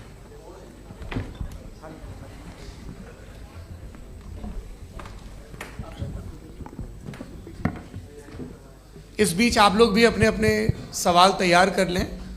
ये ध्यान रखेंगे कि मैं यहाँ से सवाल लूँगा, आप लोगों को अपना हाथ ऊपर करना है, अपना नाम बताना है और अधिकतम 3 वाक्यों में अपना सवाल पूरा करना है। कई लोग सवाल की जगह भाषण देने लगते हैं, उससे आज बचना है। जी मुफ्ती साहब, पहला सवाल आपका, 16 मिनट हैं, हम दोनों लोगों के सवाल लेंगे। जी जी बहुत शुक्रिया। आपकी जो अभी बात हुई बहुत अहम थी, मैं इसको चाहूँगा कि आगे डिस्कस करूँ, लेकिन चूँकि अभी ये वो सेगमेंट है क्रॉस एग्जामिनेशन, तो सबसे पहला सवाल आपसे ये है कि जो मैं इतनी देर से कॉन्टिंजेंसी आर्ग्यूमेंट आपको बता रहा था, ये अकल से ही बता रहा था हजरत, आप ये बताएं कि आप इन्फिनिट रिग्रेस ऑफ कॉजेस को पॉसिबल मानते हैं या नेसेसरी बीइंग के एग्जिस्टेंस को सही समझते हैं? चूंकि 2 ही ऑप्शन हो सकता है, आप ये बताएं। देखिए, आपको मैं ईमानदारी से बात करूं, एक तो मैं कॉन्टिजेंसी वर्ड ठीक से समझता नहीं, और इस वक्त भी जो आपने अंग्रेजी के अल्फाज इस्तेमाल किए वो ज़रा थोड़े से मुझे डिफ़िकल्ट और कॉम्प्लिकेटेड लगे, तो आप ज़रा सिंपल ज़बान में सवाल कर सकते हैं? बिल्कुल कर सकता हूँ जी।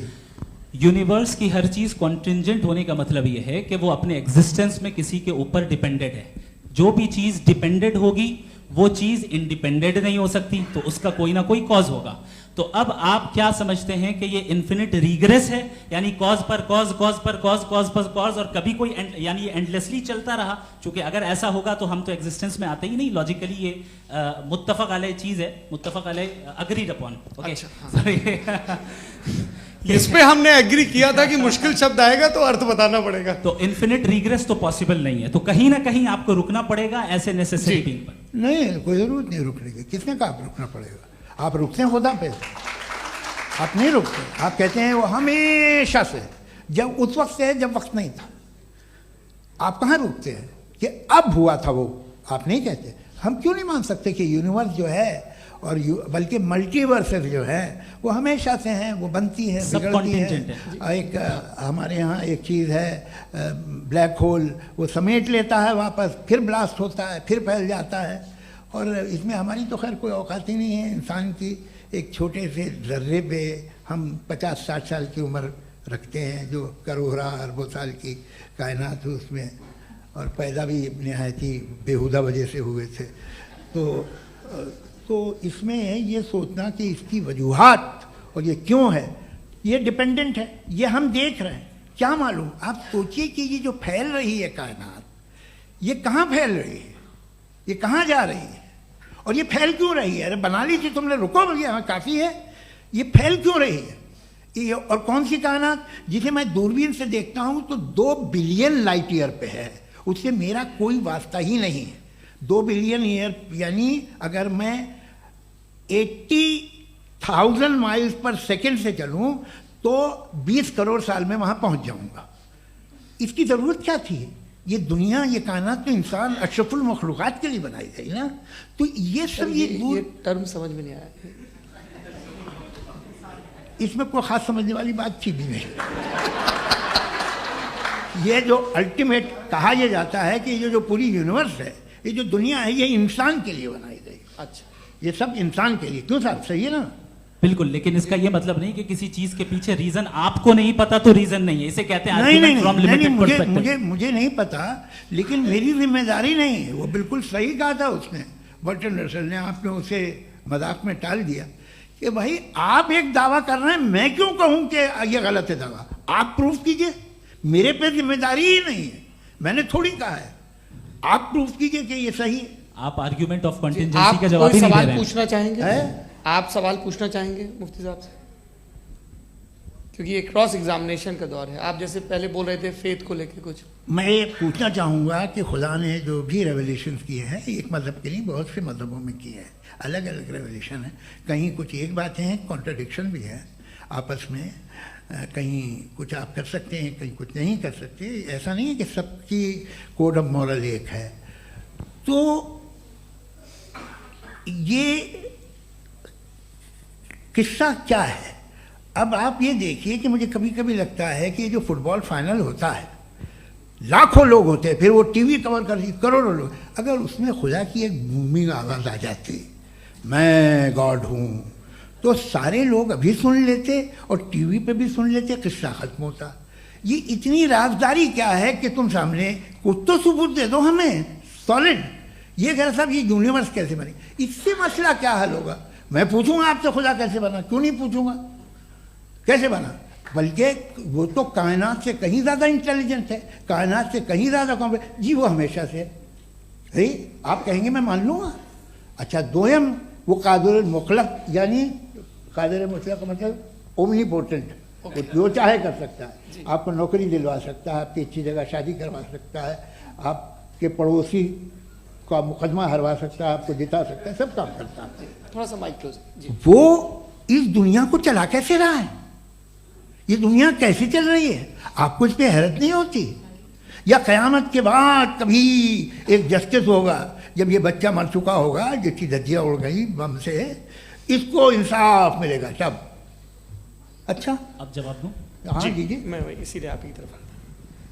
सबसे पहले आपने रेवलेशन और स्क्रिप्चर्स की बात की, इस पे मैं बात कर सकता हूं, लेकिन आज नहीं करूंगा चूंकि वक्त कम है, कभी और इस पे डिस्कस करेंगे। मैं तैयार हूं उस पे भी बात करने के लिए। ये अभी से राउंड 2 की भूमिका तय हो रही है। Does God exist round 2? चूंकि आज गॉड के एग्जिस्टेंस पे बात है तो मैं उसी के रिलेटेड जो है आपके सवालात को एंटरटेन भी करूंगा और मैं भी पूछूंगा।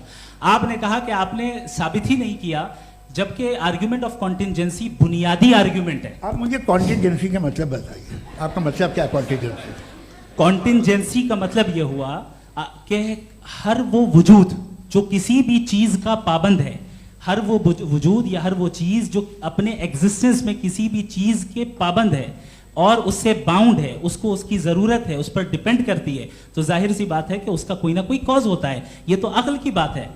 ये आप रीजनिंग की बात करते हैं, मैं वही कर रहा हूं। दूसरी चीज आपने ये बात कही कि इतने बिलियन लाइट ईयर्स दूर है, उसका मेरा क्या लेना देना। फिर मेरे ख्याल से आपको ये नहीं कहना चाहिए I think therefore I am an atheist. आपको सोचना चाहिए, सिर्फ आप एक लिमिटेड दायरे में रहकर नहीं सोचें, बल्कि बाहर निकलकर सोचें।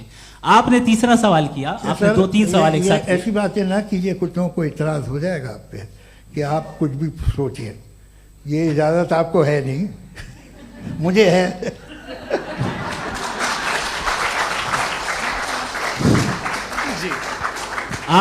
आपने प्रॉब्लम ऑफ इविल के ताल्लुक से सवाल किया और बार बार आप एक लफ्ज रिपीट कर रहे हैं कि ओमनीपोटेंट गॉड है, ऑल पावरफुल गॉड है। यही तो दरअसल समझना है कि गॉड का कॉन्सेप्ट क्या है। प्रॉब्लम ऑफ इविल जो है, प्रॉब्लम ऑफ इविल दर हकीकत दो असम्पशंस पर कायम है। अगर आप इन दो असम्पशंस को समझ जाएं तो ये प्रॉब्लम नहीं रहेगी, आर्ग्यूमेंट आपको समझ में आ जाएगी कि ये कोलैप्स कर जाता है।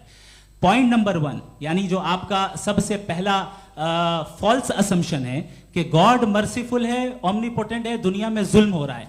लेकिन आपको यह समझना चाहिए कि हमारे वर्ल्ड व्यू के मुताबिक गॉड सिर्फ ओमनीपोटेंट और सिर्फ मर्सीफुल नहीं है, बल्कि वो ऑल वाइज भी है और वो ऑल नोइंग भी है। उसके हर काम के पीछे हिकमत और विजडम है। ये कोई जरूरी नहीं है कि वो हिकमत और विजडम आपको समझ में आए या मुझे समझ में आए।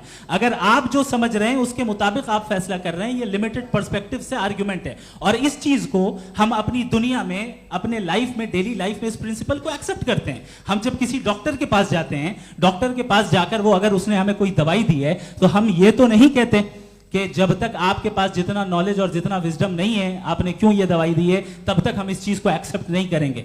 नहीं कहते, हम उसकी अथॉरिटी को तस्लीम करते हैं। क्यों? क्योंकि उसकी हम जानते हैं कि वो नॉलेजेबल है, वो विजडम वाला है, हमसे ज्यादा नॉलेज और हमसे ज्यादा विजडम है। बताएं सर। नहीं, डॉक्टर में और खुदा में बड़ा डिफरेंस है। डॉक्टर पढ़ा लिखा होता है, एक तो मैं उसकी बात सुनूंगा।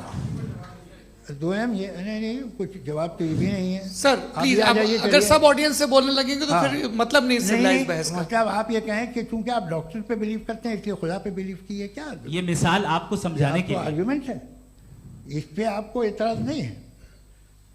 तो सिंपल बात ये है कि मैं अगर ये यकीन कर लूँ कि एक ओमनीपोटेंट, उसकी मसलहत है, ये जो बच्चे मर रहे हैं ये मसलहत है उसकी, मुझे नहीं चाहिए थी मसलहत। उसकी मसलहत नहीं, यही तो समझना है, मतलब एक्सपीरियंस। अच्छा, इस आपने अभी मेरी बात पूरी सुनी नहीं। मैंने कहा आपका पूरा आर्ग्यूमेंट दो फॉल्स असम्पशंस पर है। एक फॉल्स असम्पशन मैंने बता दिया, दूसरा फॉल्स असम्पशन यह है कि इस दुनिया में इविल के होने का कोई गुड रीजन नहीं है, जबकि हमारे पास बाज रीजंस मौजूद हैं, हमारे पास बाज वजूहात मौजूद हैं। अगर इस दुनिया में इविल ना हो तो आप गुड को डिफाइन कैसे करेंगे? अगर जुल्म ना हो आप इंसाफ को समझेंगे कैसे? अगर तारीकी ना हो तो आप लाइट को समझेंगे कैसे? बहुत अच्छे। अभी और सुन लें, अभी और बाकी है। ये तो बात बहुत पसंद आई साहब मुझे कि जब तक रेप ना हो तब तक औरतों की इज्जत का ख्याल आपने मेरा जवाब पूरा सुना ही नहीं। जब तक के बच्चों का कत्ल ना किया जाए तब तक आपको बच्चों की मासूमियत की इज्जत। आपने पूरा जवाब सुना ही नहीं। क्या बात है, क्या आपने नुक्ता निकाला? आपने पूरा जवाब सुना ही नहीं। आप सुन लें, मेरी बात सुन लें। ये मैंने आपको एक चीज बताई। दूसरी चीज, इस दुनिया में हम आए हैं टेस्ट के लिए, हमारा टेस्ट हो रहा है और हर इंसान का अलग अलग अंदाज में टेस्ट होता है। और इस दुनिया में अगर इविल मौजूद है तो वो इविल जरिया है हमारे अंदर ह्यूमन नोबल क्वालिटीज को डेवलप करने का और अलग अलग फील्ड में प्रोग्रेस करने का। और अगर हमारे अंदर और इस दुनिया में इविल नहीं होता तो बताइए टेस्ट का मतलब क्या होता? अगर मैं अपने स्टूडेंट को एमसीक्यूज दूं और उसमें सिर्फ राइट आंसर लिख कर दे दूं और कहूं तुम्हारा टेस्ट हो गया, ये मीनिंगलेस है। इस दुनिया में अगर हम टेस्ट के लिए आए हैं तो जाहिर है गुड एंड इविल दोनों मौजूद है। तो अगर गुड एंड इविल दोनों मौजूद है तो ये इविल भी खुदा का बनाया हुआ है? जी हाँ, खुदा का बनाया हुआ है। लेकिन अच्छा, चलो अच्छी बात। जी बिल्कुल, तो बिल्कुल खुदा ने बनाया। अभी तो ये है कि जो मेजॉरिटी है दुनिया में वो इविल है, तो ये खुदा एक्चुअली इविल के साइड पे लग रहा है मुझे। बिल्कुल भी नहीं, मैं मेजॉरिटी में तो वो है। क्या बात कर रहे हैं भाई आप? कोई भी जो मुंसिफ होगा, चाहे आपका अपना घर हो जिसके आप सबसे बड़े हैं, चाहे आपकी ऑर्गेनाइजेशन हो जो आप चलाते हैं, वहां पर आप इविल रखेंगे साबित करने को कि बाकी लोग शरीफ हैं। मेरी बात सुनिए, क्या ये आर्ग्यूमेंट ही गलत है? अगर कि जब तक के कोई इविल नहीं होगा तब तक के शरीफ आदमी शरीफ नहीं लगेगा। अगर एग्जामिनर गलत ऑप्शन दे रहा है तो एग्जामिनर इविल नहीं हो गया, जो गलत ऑप्शन को सेलेक्ट कर रहा है वो फेल होगा। क्रिएटर ने इविल को बनाया है लेकिन वो इविल नहीं है। अच्छा सुनिए मेरी बात, let me complete sir. Creator ने इविल को बनाया है टेस्ट के लिए, वो इविल नहीं है। इविल वो होगा जो उसे इख्तियार करेगा। छुरी को बनाने वाला गलत नहीं होता है, छुरी का गलत इस्तेमाल करने वाला गलत होता है। रेप को कैसे गलत इस्तेमाल करते हैं? इंसान के फ्री विल का नतीजा ये रेप कैसे गलत इस्तेमाल होता है, ये मुझे अब सुन लें, अब सुन लें। गलत इस्तेमाल होता है। हाँ मैं बता रहा हूँ ना, कैसे गलत मैं बता रहा हूँ जी। कि जो इविल इस दुनिया में मौजूद है उसके कई सारे तरीके हैं। एक तरीका इंसान का अपना फ्री विल है। अब अगर कोई रेपिस्ट रेप कर रहा है तो इसका गॉड का कसूर नहीं है, वो अपने फ्री विल का गलत इस्तेमाल कर रहा है, उसको सजा मिलनी चाहिए। अच्छा। और उसी के लिए जहन्नम बनाई गई है। ये फ्री विल का भी बड़ा चक्कर। आप जब कोई बुरा काम करते हैं या कोई बुराई होती है तो ये कहा जाता है कि ये फ्री विल है। 7 billion free wills are moving on this planet. 7 billion free will. और एक आदमी अपनी फ्री विल से मुझे कत्ल कर दे तो मैं खुदा की मर्जी से मरा हूं कि इसकी फ्री विल की वजह से? मेरी मौत खुदा के हाथ है या ये फ्री विल वाले के हाथ है? खुदा ने फ्री विल का निजाम बनाया है और उस निजाम का गलत इस्तेमाल करके कोई आपको मार रहा है, इस्तेमाल करके मेरा कत्ल कर देता है। अब मेरी मौत का जिम्मेदार कौन है? वो इंसान जिम्मेदार है। वो इंसान। जी। तो ये कहना कि और उसको सजा मिलेगी। तो अब आप आगे चलिए कि ये तय करना कि अल्लाह ही या अल्लाह ने खुदा ही जिंदगी देता है, खुदा ही मौत देता है, ये गलत है। बिल्कुल गलत नहीं है। हाँ, नहीं, निजाम उसी ने बनाया फ्री विल का। निजाम मौत और हयात का उसी ने बनाया। You are contradicting yourself. अभी आपने कहा कि एक आदमी ने फ्री विल से आपको मार दिया, इसमें उसे फ्री विल दी गई थी, उसने गलत इस्तेमाल किया। 7 billion free wills are moving on this planet और आप चाह रहे हैं कि मैं सिर्फ खुदा का ध्यान करूं। ये 7 बिलियन फ्री विल्स को मुझे लुक आफ्टर करना पड़ेगा कि नहीं? ये तो तबाहियां कर रही हैं और तबाहियां ज्यादा हो रही हैं। बिल्कुल। तो अगर आप बताएं अगर खुदा नहीं है फॉर एग्जाम्पल, हाँ। तो आप इविल को कैसे डिसाइड करेंगे? यानी how can you define evil objectively without God? देखिए, दुनिया में 2 तरह के जानवर हैं। एक जो अकेले रहते हैं जंगल में और एक जो ग्रुप्स में रहते हैं। ग्रुप में जो भी रहेगा, चाहे वो आपका फाउंडेशन हो, चाहे कोई क्लब हो, चाहे कोई पॉलिटिकल पार्टी हो, चाहे कोई यूनिट हो, उसमें आपको इंटरैक्ट करने के रूल बनाने पड़ेंगे। यानी लोग तय करेंगे। लोग तय करेंगे। अगर लोगों ने यह तय किया कि किसी का रेप करना सही है, आप जस्टिफाई करेंगे? नहीं, आपका फाउंडेशन तो ये हो गया ना कि लोग ही विल डिसाइड करेंगे। नहीं, अरे दुनिया में ऐसे ग्रुप्स हैं जो रेप को जायज़ मानते हैं सर्टेन हालात में। मैं डिटेल में नहीं जानूंगा, आप भी जानते हैं। ये जो आईसिस वाले थे, इन्होंने क्या किया था, तो उन्होंने क्या किया उसका खुदा से कोई ताल्लुक नहीं है सर। मैंने सिंपल सवाल किया कि इविल को आप डिफाइन करते कैसे हैं? आइए वापस आइए जी। आप साथ में तभी रह सकते हैं जब कुछ आप ऐसे उसूल डेवलप करें जिसमें हर एक का बेसिक तहफ़्फ़ुज़, हर एक का बेसिक राइट हो और हर एक को कोई आराम मिले। यही तरीक़ा है किसी भी ऑर्गेनाइजेशन जिसमें एक से ज़्यादा लोग हैं और वो ऐसे चलती है ज़िंदगी। उसमें अगर आप गड़बड़ करेंगे तो तबाही होगी, नुकसान होगा, बर्बादियाँ आएंगी। और अगर उसमें आप घर ले लीजिए ना, एक हस्बैंड है, एक वाइफ है, बच्चे हैं, वालदा भी हैं, 2 बहनें भी हैं, एक भाई भी है।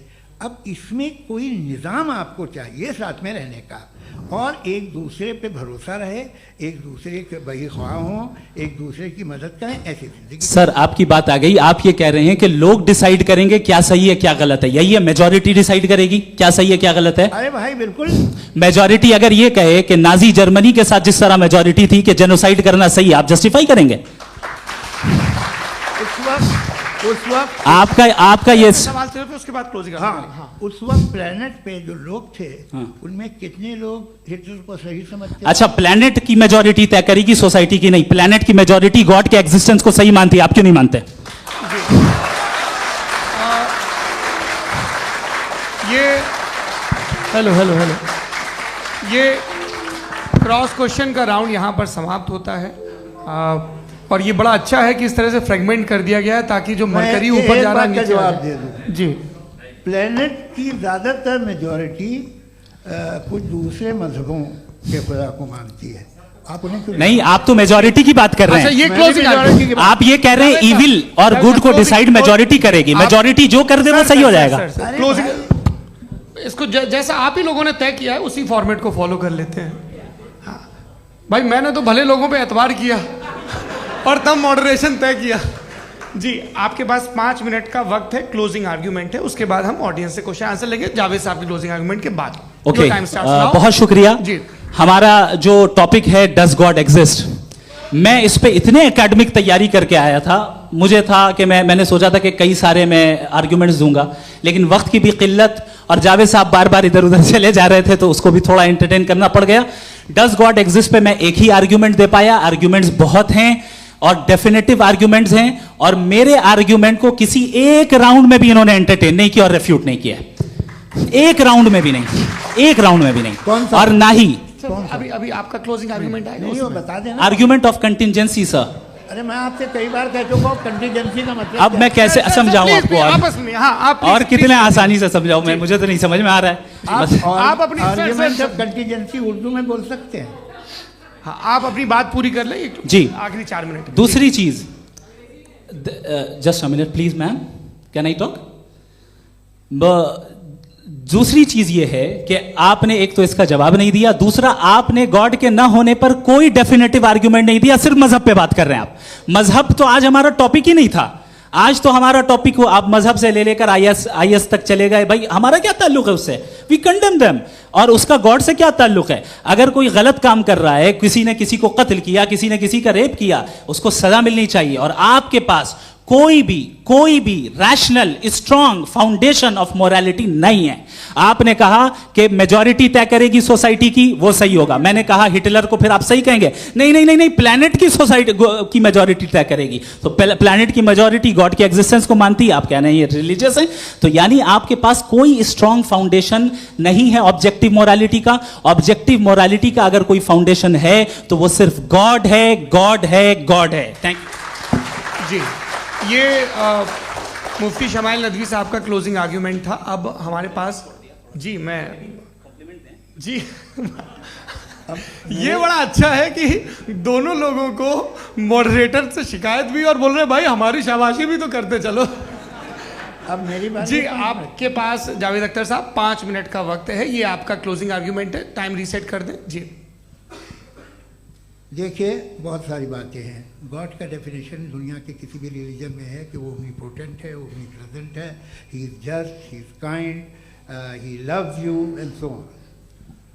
मैं जब दुनिया देखता हूँ तो मुझे कोई ऐसा सुप्रीम पावर यहाँ दिखाई नहीं देती है जो इंसान की बहबूदी के लिए कुछ कर रही हो, कमज़ोर को बचा रही हो, मदद कर रही हो, जालिम को पीछे हटा रही हो। मैं नहीं देखा, तारीख़ में नहीं। एक तो अगर है और ये देख रहा है तमाशा, तो उसका होना न होना बराबर है। दोयम ये कि ये जो है, जब आप ये कहते हैं कि कायनात जिसकी कंटीजेंसी है, मैं देखिए वो लफ्ज़ इस्तेमाल किया मैं, तो ये कैसे हो सकती है भाई? और फौरन आप सरेंडर कर देते हैं कि जाहिर है कि इसका बनाने वाला तो इससे 10,000 गुना ज़्यादा कॉम्प्लिकेटेड होगा, उस पर आपके होने पे कोई इतराज़ नहीं है। उसे वो टाइमलेस है, वो पहले से था, टाइम तो बहुत बाद में आया। ये सब आप मानने को तैयार है जिसका आपके पास कोई सबूत नहीं, आपके पास कोई रीज़न नहीं है। आपकी तारीख क्या है मजहबों की, बिलीफ की, जो खुदाओं का बिलीफ है, ये कॉन्स्टेंटली गलत साबित होता रहा है। मतलब आप कहें कि अरिस्टोटल के ज़माने में तो सब जाहिल थे, वो भी इतने ही यकीन से खुदा पे यकीन रखते थे, जो अब नहीं रहा, ये भी नहीं रहेगा। आप लिख लीजिए, और इसके आसार आपको दुनिया में दिखाई देना शुरू हो चुके हैं। ये बहस क्या आज से 100 साल पहले इस तरह हो सकती थी? यहाँ तक तो आपको हम ले आए हैं। तो सर अरे इनको मदद की ज़रूरत नहीं भाई, ये सेल्फ सफिशिएंट आदमी है, आप क्यों इनकी मदद कर रहे हैं? Sir please. तो ये जो है तमाम बातें अपनी जगह हैं, ये एक पैकेज है। आप अकेले, कोई आदमी ऐसा नहीं जो सिर्फ गॉड को मानता हो, उसके साथ बहुत पैराफर्नेलिया आता है, अलग अलग पैराफर्नेलियाज आते हैं। They have always created chaos in the society. मैं तो आपको सीधा ऑफर देता हूँ कि दुनिया में 10 इम्पॉर्टेंट बिलीव्स हैं। आप एक मानते हैं, 9 नहीं मानते, 9 में आप एथियस्ट हैं, 9 को आप बिल्कुल रीजनेबली मेरी तरह देखते हैं। तो 90 मजहबी आदमी भी 90% एथियस्ट है, वो दूसरे खुदा नहीं मानता, एक खुदा मानता है अपना वाला, बाकियों को कहता है गलत है। अगर आप मानना ही बंद कर दे तो आपका 10% चांस है कि आप सही हैं और 90% चांस है कि आप गलत हैं। मेरा मशवरा है, आप मानना छोड़ दिए तो 50% चांस होगा कि आप सही हैं और 50% चांस होगा, 40% आप गेन करेंगे by becoming an atheist.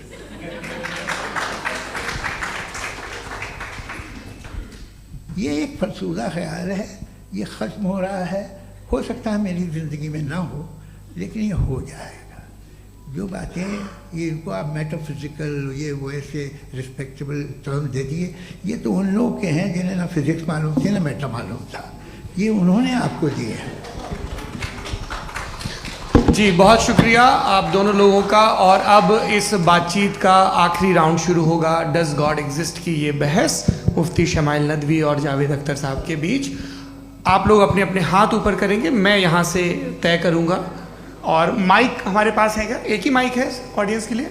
2 mic है, एक इस तरफ एक इस तरफ, ठीक है। तो जी सबसे पहले हमारी सहयोगी हैं मारिया शकील जी, पूछिए सवाल। थोड़ा सा रुकेंगे ताकि कैमरे का फ्रेम आप पर आ जाए, आपकी तो प्रैक्टिस है टीवी की। जी नदवी साहब, मैं खुदा को मानती हूँ, पहले मैं इसी प्रमाइस से शुरू कर रही हूँ और ये बता रही हूँ आपको, मैं मानती हूँ। लेकिन कुछ सवाल हैं जो जावेद साहब ने उठाया, उसका जवाब आपको देना चाहिए। पहला सवाल ये कि गज़ा में सालों से छोटे बच्चे मर रहे हैं, वो उनको अगर खुदा मर्सीफुल है, हम मानते हैं कि अल्लाह ताला में बहुत ताकत है, तो वो बच्चे क्यों मर रहे हैं? दूसरी बात ये कि अगर कंटिजेंसी की जो आप बात करते हैं, पूरे मुस्लिम ममालिक मिल करके भी उन गज़ा के बच्चों को क्यों नहीं बचा पा रहे हैं? क्योंकि अगर वो चाहते, क्योंकि अल्लाह ताला उन पर हुकूमत करते हैं, सब पर हुकूमत करते हैं, तो वो उनको क्यों नहीं बचा? जी थैंक यू वेरी मच। बहुत अच्छा किया आपने इस चीज़ को जिक्र कर दिया, मैं इसको और अच्छे से एक्सप्लेन करने की कोशिश करता हूँ। देखें, जहाँ तक आपने कहा कि गज़ा के बच्चों को मारा जा रहा है, देखें 2 वर्ल्ड व्यू है, एक एथीस्टिक वर्ल्ड व्यू, एक थीस्टिक वर्ल्ड व्यू है।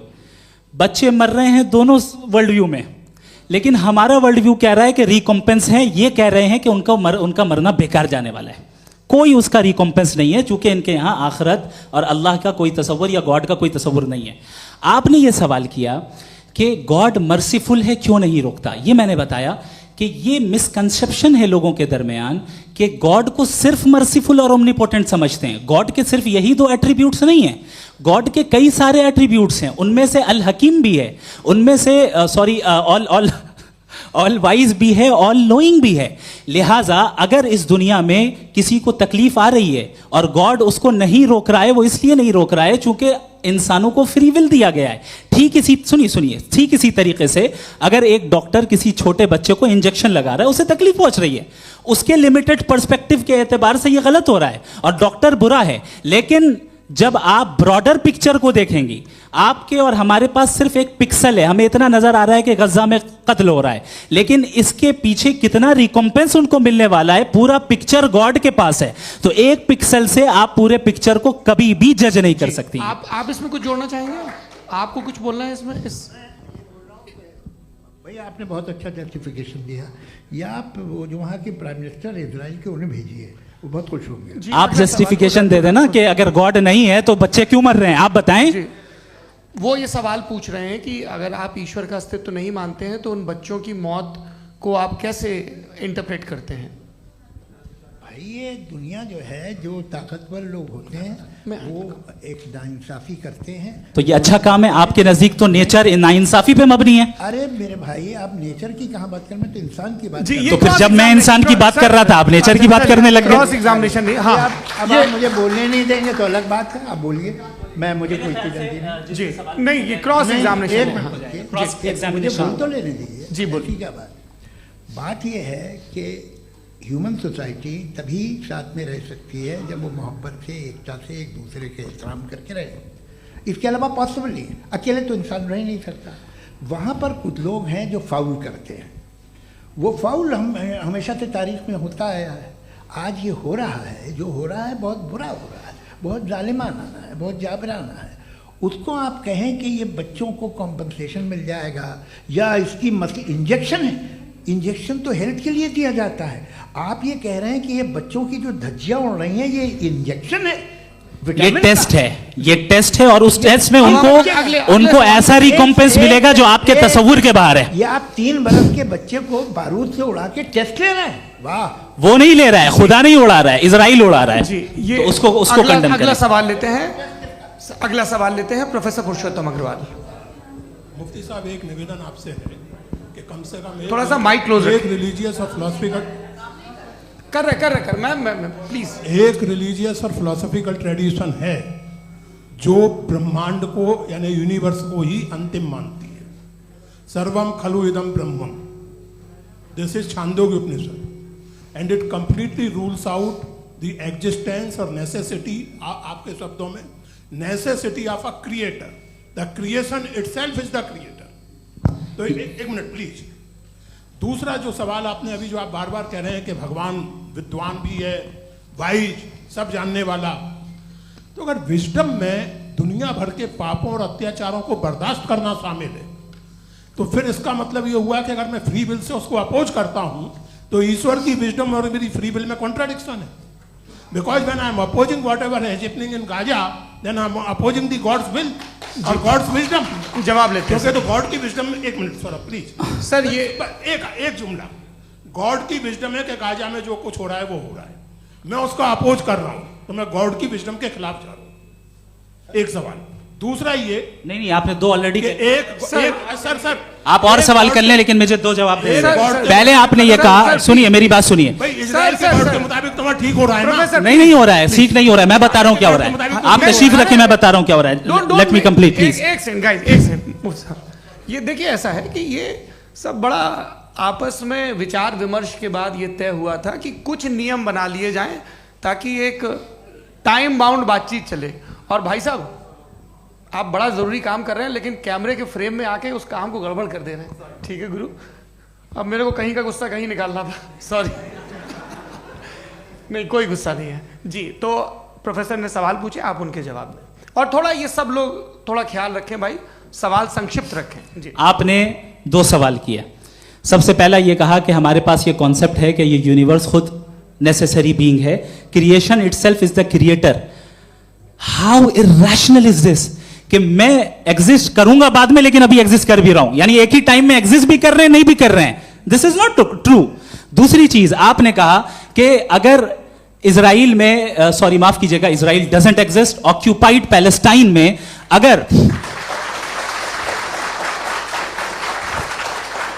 अगर ऑक्यूपाइड पैलेस्टाइन में बच्चों को मारा जा रहा है फ्री विल की वजह से और गॉड नहीं रोक रहा, ये कॉन्ट्रडिक्शन है। ये बताइए कि एक एग्जाम में एक बच्चा गलत आंसर लिख रहा है, सुनिए, एग्जामिनर चाहे तो रोक सकता है, क्यों नहीं रोक रहा है?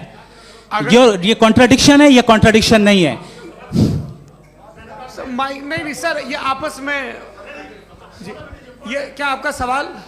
माइक दीजिए। फ्री विल दिया गया है टेस्ट के लिए, अकाउंटेबिलिटी के लिए। अगर फ्री विल नहीं होता तो आप कहते हैं हमें रोबोट बना दिया गया। नॉट मिसरिप्रेजेंट माय पोजीशन, आपकी जो भी पोजीशन, मैं अपनी फ्री विल के नाते, अपने ह्यूमन विजडम के नाते गाजा में हो रही अत्याचार का विरोध करता हूं। बिल्कुल करना चाहिए। आपके हिसाब से मैं गॉड की विजडम का विरोध कर रहा हूं? बिल्कुल नहीं, जो हो रहा है गॉड की, बिल्कुल भी नहीं, बिल्कुल भी नहीं। उसका वहां पर गाजा में कत्ल होना ये इंसानों के गलत इस्तेमाल का नतीजा है, फ्री विल के इस्तेमाल का नतीजा है। गॉड इसका हुक्म नहीं देता, उससे रोकता है। यही तो मसला है ना, आपके लिए कॉन्सेप्ट क्लियर नहीं भाई, आपने तो बताया था इंजेक्शन लगाने से बच्चे को तकलीफ होती है, ये इंजेक्शन लगा। सर आप ऐसे रेटोरिक स्टेटमेंट दे तब तो कोई मसला नहीं समझते रहेंगे। This is a rhetoric statement, this is not a logical argument sir. I am sorry. आखिरी 30 मिनट बड़े मुश्किल होने वाले हैं जी। मुफ्ती साहब आगे बैठे हैं, इनको माइक दीजिए। हाँ तरुण, माइक आप अपने पास रखिए, आपको कैमरे का फ्रेम पता है जी। सबसे पहले दोनों को मुबारकबाद। एक सर अपना आप नाम बता दें। आप अमेरिका में शिकागो में रहते हैं, इतना मुझे याद है। बताया आपको, यासिर नदीम अलवाजदी मेरा नाम है। जावेद सर, आपसे क्वेश्चन है इन्फिनिट रिग्रेस के ताल्लुक से। एक हाइपोथेटिकल सिनेरियो है, मसलन अगर आप सर माइक थोड़ा सा प्लीज क्लोज रखें जी। अगर आप शायर इसलिए हैं कि आपके कोई उस्ताद शायर थे, और वो इसलिए शायर थे कि उनके कोई उस्ताद शायर थे, और इसी तरीके से हम माजी में पीछे चलते चलते चले जाएं और कहीं ना रुके, तो माफ कीजिएगा आप कभी शायर नहीं हो सकते। लेकिन आप शायर हैं, आपका शायर एग्जिस्ट करता है, इसका मतलब ये है कि आप कहीं ना कहीं रुके हैं। तो मेरा सवाल ये है कि क्या आप इन्फिनिट रिग्रेस ऑफ कॉजेस को लॉजिकल फैलेसी मानते हैं या नहीं मानते? हाँ या ना? मैं इन्हें लॉजिकल फैलेसी नहीं मानता हूँ, लेकिन मेरा प्रॉब्लम यह है कि जब मैं नहीं मानता हूँ तो I will continue with this logic जो फैलेसी नहीं हो। आप एक जगह रुक जाते हैं जाके, आप कहते हैं ये गेंद कैसे बनी, ये जजीरा कैसे बना, ये समंदर कैसे बना, ये ज़मीन कैसे बनी, और अचानक गॉड पे जाके आपको ब्रेक लग जाता है। एक बार आप सवाल नहीं करते कि भाई इनको बनाने वाला तो इनसे भी कॉम्प्लिकेटेड होगा, वो कैसे बना, उसके बारे में आपने इत्मीनान कर लिया, वो हमेशा से है। तो अगर आप उसे हमेशा से मानते हैं तो फिर ये मान लीजिए कि कायनात हमेशा से है, क्या तकलीफ है? फिर हम वजूद में नहीं आते जी हैं? हम मौजूद नहीं। अच्छा सर क्यों नहीं हो मैं सकते? बताऊंगा प्लीज प्लीज। जैसे मैंने मिसाल दी आपके शेर की, आपका शेर कभी वजूद में ना आता अगर शायर इसी तरह चलते रहते हमेशा। जी माइक मेरे ख्याल से एक सेकंड। इन्फिनिट रिग्रेस का कॉन्सेप्ट क्लियर नहीं हो पाया, ऐसे रहने दें, लेट्स मूव ऑन सर। ठीक है, हाँ थोड़ा सा मॉडरेटर का भी ख्याल रखें। नहीं आपने तो रखा है, आपने रखा है। यहाँ पे गौहर रजा साहब हैं, वो भी एक सवाल पूछना चाहते हैं। माइक नीचे से ऑन कर दिए, नीचे। पहले तो ये कह दूं कि मैं उन बच्चों से शर्मिंदा हूं जिनको गजा में कत्ल किया गया, क्योंकि हमारे होते हुए कत्ल किया गया। लेकिन उससे ज़्यादा शर्मिंदगी इस बात से हुई कि मुझे लगा कि मुफ्ती साहब उसको जस्टिफाई कर रहे हैं। बिल्कुल भी नहीं, आप बहुत ही गलत। मुझे लगा मैं गलत हो सकता हूं, बिल्कुल गलत मैं है। सवाल पूछ रहा हूं, सवाल मैं सवाल पूछ रहा हूं। मैं जावेद भाई से डिसएग्री करता हूं। एक सेकंड देखिए, अगर देखिए ऐसा एक सेकंड आप सर वेट अरे आप कुछ मेरे पहले मुझे अपनी बात कह लेने दीजिए। अगर ऑडियंस तय करेगी तो फिर मॉडरेटर का मतलब नहीं। मेरा आप सबसे ये कहना है, ये बहस दो लोगों के बीच में है, एक तरफ मुफ्ती साहब, एक तरफ जावेद साहब। पिछले 1.5 घंटे से ये लोग अपने अपने तर्क रख रहे हैं। आपकी इनसे इत्तेफाकी हो सकती है, ना इत्तेफाकी हो सकती है। मेरे उस्ताद मुझे सिखा गए हैं कि मुखामुखम में असहमति की गुंजाइश बची रहनी चाहिए। अगर मैं आपकी बहुत इज्जत करता हूं गौहर साहब, आपने जो कमाल की किताबें लिखी, साइंटिफिक टेम्परामेंट, लेकिन मेरी ये गुजारिश है आप सबसे कि यदि आप इन लोगों ने जो बोला उन पर टिप्पणियां करेंगे तो ना वक्त की पाबंदी रहेगी ना वो अनुशासन। आप सवाल पूछ लें, उस सवाल में जो बात आ जाए वो आ जाए। मैं जावेद साहब से डिसएग्री करता हूं, इसलिए जावेद साहब से सवाल पूछ रहा हूं। आपका सवाल जावेद अख्तर साहब से। और सवाल ये है मेरा कि जावेद साहब ने कई बार लॉजिक का इस्तेमाल किया कि साइंस में लॉजिक है और रिलीजन में लॉजिक नहीं है। मेरा ख्याल ये है कि रिलीजन में भी लॉजिक है, लेकिन उस लॉजिक की बेसिस ये है कि आप रुक जाते हैं, जिसका जिक्र जावेद साहब ने बार बार किया, यानी खुदा के तसव्वुर पे आते हुए, गॉड के तसव्वुर पे आते हुए रुक जाते हैं। और इसमें सवाल पूछना मतलब फॉरबिडन होता है। सवाल यह है कि क्या जावेद साहब इससे एग्री करते हैं कि साइंस की लॉजिक अलग है और रिलीजन की लॉजिक अलग है? बताइए सर। देखिए, 3 चीज़ें हैं, साइंस है, एक है मंतिक है, इस्तिदलाल है, और एक जो है कुछ भी नहीं है, फेथ है, अकीदा है। मैं अकीदे की लॉजिक का कायल नहीं हूँ। मुझे आप इस्तिदलाल से, लॉजिक से, रीज़न से समझाइए, मैं मानने को तैयार हूँ, मेरा क्या नुकसान होगा। लेकिन ये कि अकीदे पे मैं नहीं जा सकता हूँ। अकीदे का मतलब है कि तुम ये मान लो, सवाल ना करो, ये नहीं। आप सारी बातें करके, बड़ी साइंटिफिक बातें करके एक जगह जाके खुदा के हुदूद पे रुक जाते हैं, सरेंडर कर देते हैं। मैं सरेंडर करने को तैयार नहीं। That's all. जी, ये आगे सर बैठे हुए हैं, इनको माइक दीजिए। भाई वो आप पूछना चाह रहे थे ना भाई? हाँ, नहीं मैं ये थैंक यू जी। आपका नाम? आसिम इफ्तिखार। आसिम जी, पूछिए। सर, जावेद सर से सवाल है कि आपने अपने माइक थोड़ा करीब है। अपने क्लोजिंग स्टेटमेंट में ये बात कही थी कि मज़हब का जो फ्यूचर है वो ज़्यादा दिन नहीं जाने वाला है। लेकिन मैं देख पा रहा हूँ कि जो ऑक्सफोर्ड यूनिवर्सिटी की एक स्टडी है 2011 में हुई है, जिसके 50 एकेडमिशियंस ने इसको अंजाम दिया था, उसमें वो ये कहते हैं कि जो फेथ इन गॉड है वो इनबिल्ट है ह्यूमन नेचर के अंदर, जिसको हम कहते हैं फितरत के अंदर शामिल है वो। और वो ये कहते हैं कि अगर कोई ये समझता है कि मज़हब को वो ख़त्म कर देगा तो ये उसकी गलत फहमी है। तो आप इसके बारे में, इस स्टडीज़ के बारे में क्या कहते हैं? ठीक है, मैं उनसे एग्री नहीं करता हूँ। वो कौन से प्रोफेसर होंगे? ऐसा इनके क्या पास डेटा है, इन्होंने डेटा के बेस होगा। डेटा क्या हो सकता है? फ्यूचर का डेटा तो नहीं हो सकता ना उनके पास। प्रेजेंट का डेटा हो सकता है। डेटा आपने सुना 100 साल पहले का बाद का डेटा, मैंने तो नहीं सुना आज तक। तो आज उनकी ये राय है और होगी राय, ठीक है, दुनिया में तरह तरह की राय है लोग, लेकिन मैं समझता हूँ कि वक्त के साथ इंसान ज़्यादा से ज़्यादा रीजनेबल और लॉजिकल होता जा रहा है। आज आप देखिए वेस्टर्न यूरोप में क्या परसेंटेज है नॉन बिलीवर्स की, बहुत हाई, वहाँ चर्च खाली पड़े होते हैं। तो अल्टीमेटली तो इंसान कोई ऐसी बात बहुत अरसे तक नहीं मान सकेगा, चाहे गलत या सही, जो उसे उसके दिमाग को, उसके जहन को, उसके लॉजिक को अपील न करे। वो कह रहे हैं तो ऑक्सफोर्ड के होंगे तो कैम्ब्रिज के होंगे, तो मुझे क्या लेना देना, उनका डेटा मुस्तकबिल का नहीं हो सकता है। जी दीपक, हाँ पूछिए, मैं आऊँगा अभी पीछे की साइड भी आऊँगा, माइक वहीं भेजूंगा 2-3 साल के लिए। जी जावेद साहब आपसे सवाल है। नमस्ते। अरे भाई सर, अगर आप ही लोग तय करना है तो फिर 200 लोग तय कर लें। नहीं sir, please don't do this sir, everybody has a right sir, but we can only take selected questions. No sir, ये यंग लोग भी हैं तो इनकी ये अब उतने यंग, भाई आप यंग हैं कि नहीं हैं? वो कह रहे हैं वो भी यंग हैं साहब, आप उनकी नौजवानी पर दावा उनको ही करने थे। हाँ मुफ्ती साहब आप यंग, हाँ पूछे। अरे भैया सर मेरा सवाल ये है, कुछ इनसे भी तो पूछो जी। नहीं बस आपसे एक सवाल है। जैसे थीस्टों के पास अपने जो ईश्वर को मानते हैं उनके पास अपने सोशल गेट टुगेदर्स हैं, 5 रोज़ा क्रिसमस आने वाला है, होली है, दिवाली है, ईद है। एथिस्ट क्या ऑफर कर रहे हैं? मतलब मैं इनकी दुकान से बोलूं मैं आना चाहता हूं उस तरफ, पर मैं अट्रैक्ट नहीं हो पा रहा हूं। मैं सोशल गेट टुगेदर्स क्या है आपके पास? वो ये कह रहे हैं कि जो धार्मिक लोग हैं, अलग अलग धर्म के लोग, उनके उत्सव त्योहार कॉन्ग्रेगेशन बहुत हैं। अब आपको मैं एक सुनाता हूँ, यहाँ हिस्टोरियन भी बैठे हैं, मृदुला जी आप बताइएगा सही है क्या। ये एक कॉन्स्टेंटाइन, एक ग्रीक रोमन बादशाह था जो क्रिश्चियनिटी आने के 400 साल बाद उसने डिसाइड किया कि मैं क्रिश्चियन हो जाऊंगा, मेरी पूरी स्टेट कैंसिल हो जाएगी।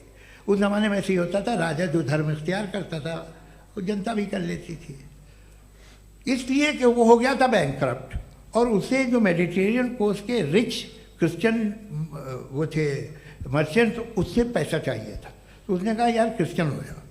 तो उसने अपने वजीर से कहा कि भाई ये हिस्ट्री है कि अब हम लोग क्रिश्चियन हो जाते हैं। पहले सर हो जाएंगे, कोई प्रॉब्लम नहीं है, लेकिन एक प्रॉब्लम ये है कि 17 दिसंबर से 25 दिसंबर तक जो पेगन फेस्टिवल होता, जो पेगन थे वो लोग, जो फेस्टिवल होता है वो बंद हो जाएगा, इसलिए कि हम क्रिश्चियन हो गए तो होगा नहीं। तो वो बच्चों को बहुत बुरा लगेगा, पब्लिक को बहुत इन्जॉय करते हैं, खासतौर से 25 को मेन डे। उसने कहा हाँ ये तो सही कह रहे हो, ये जीसस क्राइस्ट की पैदाइश कब थी? कहले साहब वो अप्रैल में थी। नहीं कट करो, वो 25 दिसंबर को है। ये हकीकत है जी। और 400 साल बाद क्रिश्चियनिटी के अप्रैल से दिसंबर ले आए, और इसलिए कि यहाँ पेगन फेस्टिवल होता था। अब मनाते हैं आप आराम से। ये जो सारे फेस्टिवल हैं ये रिलीजन से, हर एक को एक इंटरटेनमेंट डिपार्टमेंट चाहिए होता है अपनी कंपनी चलाने के लिए। तो ये रिलीजन ने, ये सेकुलर त्योहार थे जिन्हें रिलीजन्स ने ले लिया है। ये मौसम के थे, फसलों के थे, किसानों के थे, उसको आपने लेके रिलीजियस रंग दे दिया। ये कोई रिलीजन से थोड़ी आए आप। अच्छा हमें देखिए, हम तो मुल्द हैं, हम ईद मनाते हैं, हम दिवाली मनाते हैं, हम होली मनाते हैं, हम क्रिसमस मनाते हैं। बम्बई की फिल्म इंडस्ट्री की सबसे बड़ी होली हमारे घर में, सबसे बड़ी ईद हमारे घर में। वो हमारे सोशल वो है, हमारे हेरिटेज है। ऐसा थोड़ी है कि we will throw the baby along with the water. ये तो अच्छी चीज़ है, इन्हें रखो, जो बेकार है फेंक दो। जी हाँ हेलो जी, मेरा सवाल नादवी जी से है। जैसा कि आपने बोला कि गॉड टाइम के भी परे हैं, और गॉड इतनी कॉम्प्लेक्स चीज़ है कि उसे ह्यूमन माइंड समझ नहीं सकता, और गॉड ने अर्थ पे फ्री विल भी दे दी है। तो आप अपना वक्त ज़ाया क्यों कर रहे हैं गॉड के बारे में बात करके? अपन को तो बात करनी चाहिए कि सोसाइटी को बेहतर कैसे करें। जी, मैं गॉड वही बताता है सोसाइटी को कैसे बेहतर करें। अभी मैं आपका जवाब देता हूँ। आपने कहा कि टाइम पे वो एग्जिस्ट नहीं करता, सो मेरा सवाल ये है कि जैसा आपने बोला कि गॉड बहुत ही कॉम्प्लेक्स चीज है। मैंने कहा ही नहीं कि कॉम्प्लेक्स है, तो आपके अल्फाज हैं। कॉम्प्लेक्स का लफ्ज गॉड के लिए सुइटेबल नहीं है। क्यों? क्योंकि कॉम्प्लेक्स वो चीजें होती हैं जो ऑब्जेक्ट हो। God is not an object जिसको आप इंस्ट्रूमेंट के जरिए लेबोरेटरी में जाके टेस्ट करें, oh it's very complex. No, वो कोई कार का इंजन नहीं है। वो फिलोसॉफिकली नेसेसरी बीइंग ऐसी बीइंग है जो सिंपल बीइंग है। हाँ, आप उसको मुकम्मल तौर पे उसकी तमाम हिकमतों को जान ले और हर चीज को जान ले, ये पॉसिबल नहीं है, क्योंकि वो ऑल वाइज है, आप ऑल वाइज नहीं है, और वो खुदा है, वो आपको सारी चीजें बता दे, ये जरूरी नहीं। मेरा सवाल ये नहीं था, मेरा सवाल ये था कि जब गॉड इतना परे है इस दुनिया से कि उसने अर्थ पे फ्री विल भी दी है, हम सब ह्यूमंस की फ्री विल है, और जो सोसाइटी में हो रहा है वो अपन लोग डिसाइड करेंगे, तो अपन लोग डिसाइड नहीं करेंगे ना, अपन लोग डिसाइड नहीं करेंगे। गॉड जो है, गॉड ने वो उसकी जात, उसकी एग्जिस्टेंस टाइम एंड स्पेस से परे है, लेकिन वो हमारा टेस्ट ले रहा है और उसी गॉड ने हमें बताया कि तुम्हें क्या करना है क्या नहीं करना है, तो जाहिर है उस गॉड की बात सुनेंगे ना। जी, वो पीछे एक चश्मा लगाए जो मैम खड़ी हैं, उनको दीजिए। हाँ, आप जी जी बिल्कुल आएंगे। देखिए मैं कोशिश कर रहा हूँ सब तरफ जाने की। हाँ, उनको दीजिए माइक। जी, हेलो सर, मैं ओमनी प्रेजेंट नहीं हूँ, टाइम पाबंद हूँ, और जहां तक कोशिश कर सकता हूँ करूंगा। जी, अपना नाम बताइए। मेरा नाम उर्सुला है, मैं दिल्ली यूनिवर्सिटी की एक स्टूडेंट हूँ और मैं स्टूडेंट फेडरेशन ऑफ इंडिया से हूँ। मेरा सवाल मुफ्ती जी से है कि इस हॉल के इस कमरे में बैठ के हम लोग रेप की मोरालिटी के बारे में फिलोसफिकली बात तो कर सकते हैं, बट असलियत ये है कि रोजमर्रा की जिंदगी में औरतें रेप के थ्रू गुजरती हैं, और हम लोग सिर्फ नंबर्स पे इस तरह नहीं देख सकते, क्योंकि कितनी औरतें हैं इन कंट्रीज में जहाँ पे आप बता रहे हैं कि केसेस कम हैं, जिनका एक्सेस है कि वो जाके केस फाइल कर सकें। कितनी औरतें हैं जो जिनको काम करने की आज़ादी है उन कंट्रीज में। यूरोप में ये आज़ादी आ गई, यूरोप में ये रूल्स आ गए, तो हम आज उसके बारे में बात कर पा रहे हैं। जी, जवाब। आपने ये कहा कि कमरे में बंद होकर हम लोग इस पर फिलोसफिकली बात कर सकते हैं, लेकिन हकीकत में क्या हो रहा है, वो ग्राउंड लेवल पे क्या हो रहा है, जो बहुत गलत हो रहा है, और वो सफ़र कर रही हैं। आई अग्री, बहुत गलत हो रहा है, और जो गलत हो रहा है उसको हमें रोकना है। और क्यों रोकना है, वो गलत क्यों है? हमारे पास इसका ऑब्जेक्टिव फाउंडेशन है, इनके पास उसका ऑब्जेक्टिव फाउंडेशन नहीं है। मैं ये कहना चाह रहा हूं कि जहां पे भी जुल्म हो रहा है, जहां पे भी औरत पे जुल्म हो रहा है, या उसकी इज्जत लूटी जा रही है, या उसे तकलीफ पहुंचाई जा रही है, और सिर्फ औरत नहीं, किसी इंसान के ऊपर भी जुल्म हो रहा है, तो उसके खिलाफ खड़ा होना, ये मॉरलिटी हमारे पास गॉड के पास से आई है। वरना जावेद साहब तो कह रहे हैं कि जो है मेजॉरिटी डिसाइड करेगी, तो मेजॉरिटी तो कभी भी बदल सकती है। क्या आप हाँ। ये थोड़ी सी आपको गलतफहमी है। मैं अगर मेरे जुमले से ये मदनत निकला या मैंने कहा, तो ये जुमला मैं वापस लेता हूँ, ये मेरा मतलब ही नहीं था कि मेजॉरिटी डिसाइड करेंगे। मेजॉरिटी डिसाइड करे तो दुनिया में बड़ी, वैसे आपने कहा था ये जुमला। अच्छा, हो मैं मान रहा हूँ, बाद में रिकैप कर लेंगे। अरे एक सेकंड, मैं अपनी एक्सप्लेनेशन दे रहा हूँ। मुनासिब बात यह है कि हम सब के सब दिल में जानते हैं कि क्या अच्छा है क्या बुरा है, हमें पता है अच्छी तरह से। जो लोग बुरे काम करते हैं उन्हें भी मालूम अच्छा क्या है। यही तो सवाल था हजरत कि फिर ये मोरालिटी आई कहां से? Cross examination. हाँ जी, हाँ। मोरालिटी साथ रहने की डिजायर से आई है, यानी साथ रहकर जो कुछ कह दे, जो कुछ कर दे, वो हो जाएगा? नहीं नहीं, तो आप कायदे से रह ही कर सकते हैं जब तक लोगों में मोरालिटी हो, वरना क्यास हो जाएगा। ये आपको कैसे पता? जी, हमने देखा ना, जहाँ मोरालिटी का क्यास हो गया, हम देखते हैं। कहाँ पे देखते भाई? दुनिया में। आप जो कह रहे हैं, आप कहीं पे अगर गलत हो रहा है तो उसको आप गलत देखिए। आप एपिस्टेमोलॉजी की बात कर रहे हैं, मैं ओंटोलॉजी की बात कर रहा हूं। मैं इस बहस फाउंडेशन क्या है? आप दोनों लोगों को चाय पे होस्ट करूंगा, वहां पे क्रॉस एग्जामिनेशन कर लीजिएगा। अभी ऑडियंस का हक मार रहे हैं आप लोग भाई, सर जस्ट लोग हैं आप लोग। और ये भाई ये हाँ, उधर आएंगे, जी सर आएंगे। अच्छा सर, मेरा नाम लईकुर रहमान है और मैं अलीगढ़ मुस्लिम यूनिवर्सिटी का स्टूडेंट हूँ, और जहाँ तक मुझे पता है कि sir you are also product of Aligarh Muslim University. मैं भी उसी चमन का बुलबुल। हाँ सर, तो बहुत खुशी हुई मुझे जान करके कि मैं आपसे मिलूंगा। सवाल सर, मेरा सवाल यह है, सर सैयद अली रहमा का नज़रिया यह था कि खुदा के वजूद को अक़ल के दायरे में रह कर के तलाश करना, न कि पूरी तौर से उसका इनकार कर देना। Sir, how will you define it? नहीं, तो ये तो आप इन्हें बताइए। ये सवाल आपसे खुदा का वजूद साबित कर रहे हैं, तो सर आपने इनकार कर रखा है, इस वजह से मेरा क्वेश्चन। उन्होंने यही सर सैयद ने यही कहा ना कि अक्ल से आप खुदा के वजूद को साबित नहीं कर सकते, यही कहा ना भाई। वो उन्होंने कहा कर सकते हैं और वो कर दिया गया आज। वो फोन दो। तलाश करना या साबित करना अक्ल से नहीं हो सकता। अरे सवाल तो सुन लीजिए जी। अक्ल से नहीं हो सकता है, यही कहा ना आपने। अक्ल से हो सकता है। अरे वो यही कह रहे हैं भाई, आप बता रहे हो सकता है, वो तो कुछ और। आप अगर सर देखो नौजवान फोन ले लो, वो इतनी कमाल की यूनिवर्सिटी है। अरे भाई दे दो ना जरा, एक मिनट दे दो भाई, मेरी बात सुनो, माइक पे बोलो ताकि जो लाखों लोग देख रहे हैं। माइक दे दो ना। अरे देंगे ना माइक, तुम ठहरो तो। हाँ सर, मेरा सवाल ये था कि सर सैयद अलैहिर्रहमा का एक नज़रिया था अपना कि खुदा का जो वजूद है उसको अक़ल के दायरे में रह करके तलाश करना है, न कि पूरे तौर से इनकार कर देना है। ये उनका कॉन्सेप्ट था। लेकिन मेरा सवाल ये है कि आप इसको कैसे डिफाइन करते हैं, एक्सप्लेन कैसे करेंगे, मैं आपसे जानना चाहता हूँ, क्योंकि you are the product of Aligarh Muslim University. मुझे अक़ल के दायरे में रख के मैंने बहुत तलाश की, मुझे मिला नहीं। हाँ ये इधर वो चश्मा लगाए जो, हाँ उनको दे दीजिए। जी जी फटाफट पूछिए, बस 5 मिनट है, 5 मिनट में खत्म हो रहा है। हाँ अस्सलाम वालेकुम मुफ्ती साहब। एंड मेरा सवाल जावेद अख्तर साहब से। क्या नाम है आपका? अरे भैया सब मुझे पूछ रहे हो।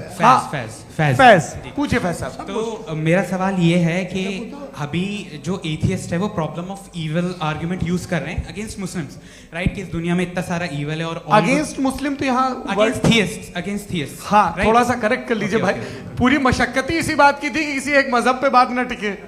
जी, तो बेसिकली ये आर्ग्यूमेंट ऐसा है कि इस दुनिया में इतना ज़्यादा ईवल एग्जिस्ट करता है और अगर एक ऑल गुड गॉड है तो वो रोकता क्यों नहीं है?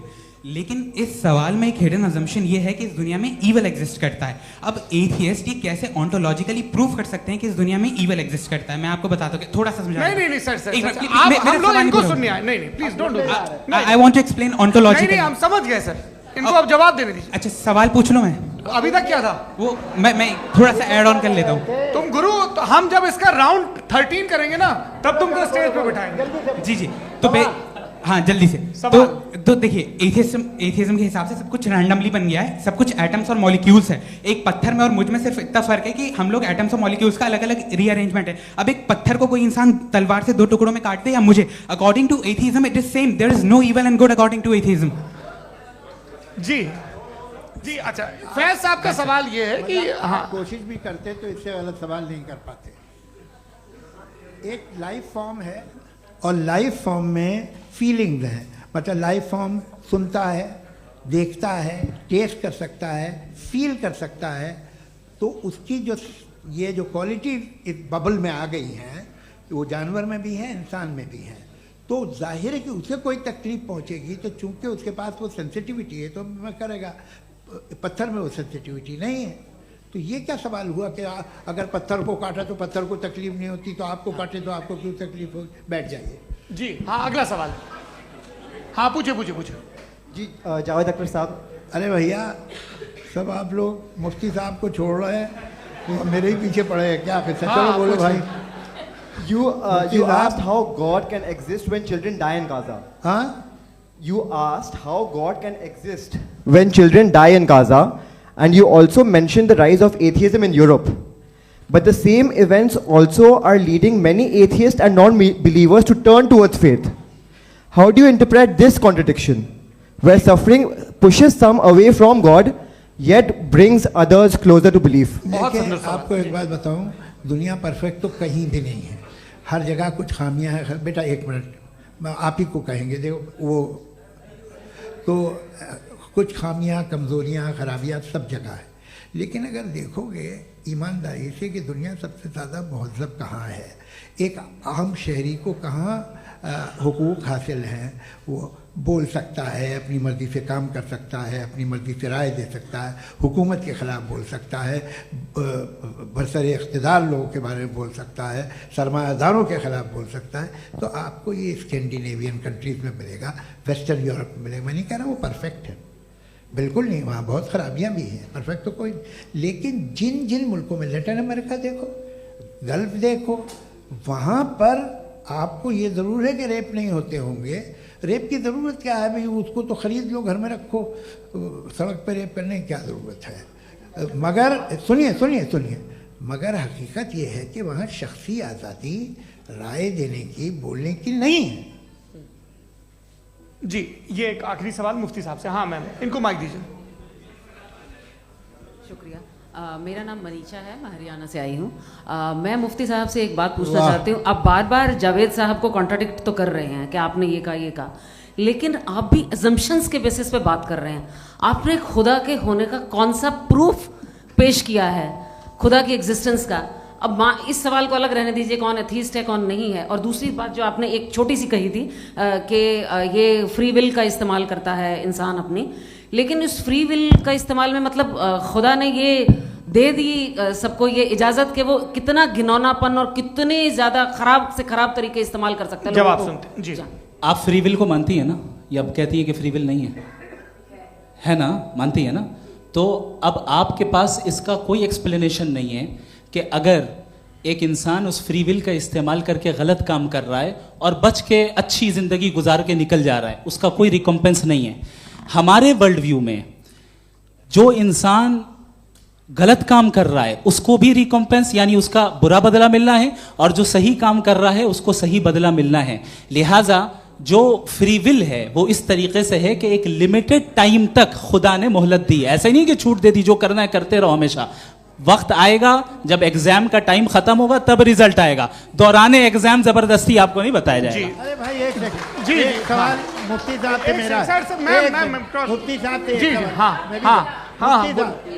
मैम रुक जाइए, आपसे फोन, आप इसके बाद आपसे यहीं रहेंगे वो। हाँ बोलिए। मैं मुफ्ती साहब एक ही सवाल करता हूँ कि अगर जो हो रहा है फ्री विल से हो रहा है और एक दिन बरोज़ क़यामत इंसाफ होगा मैशर में वगैरह वगैरह, तो दुआ क्यों मांगते हैं लोग?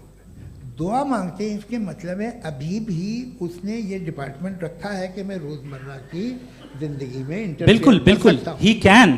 तो तुम कैन हो, तुम मुझे नौकरी दिला देते हो, मेरे बेटे को ग्रीन कार्ड दिला देते हो, और 45,000 बच्चे मरते हो, उन्हें रोकते नहीं हो। नहीं तो क्या आप ये कह रहे हैं कि इस दुनिया में जालिमों को कभी पकड़ ही नहीं होती है? अरे जो भी पकड़ होगी वो बच्चे रोते हैं। बिल्कुल, देखें मैंने अपने ओपनिंग स्टेटमेंट में यही कहा था कि जनाब जावेद साहब सिर्फ इमोशनल आर्गुमेंट देंगे। This is an emotional argument. ये छोटे मोटे इसके पीछे का रीजन मैंने बताया क्या है, इसके पीछे का विजडम क्या है मैंने बताया। मंच से आप लोगों को सज्जनों इसलिए कह रहा हूं ताकि थोड़ा सा आपके कॉन्शियस पे जोर रहे कि आपको ऑर्डर बचा के रखना है। वक्त तय हुआ था, ये वक्त पूरा हुआ, आपने इतने धैर्यपूर्वक सुना, मैं आप सबका बहुत बहुत शुक्रगुजार हूं। यदि इन दोनों विद्वानों की इच्छा होगी तो कभी हम इस बातचीत का राउंड 2, राउंड 3, यही तो देखिए खूबी है इंसान की कि बहस मुबाहसे में वो पड़ा रहता है। आप लोगों ने बड़े धैर्य का परिचय दिया, बहुत बहुत शुक्रिया। इसी के साथ ये बातचीत यहाँ पे समाप्त होती है। आप लोग को मैं एक बात बता दूं, ये सारी बहस हो गई, अब मुफ्ती साहब और बड़े मुफ्ती साहब इन साथ के साथ मैं खाना खाने वाला हूँ।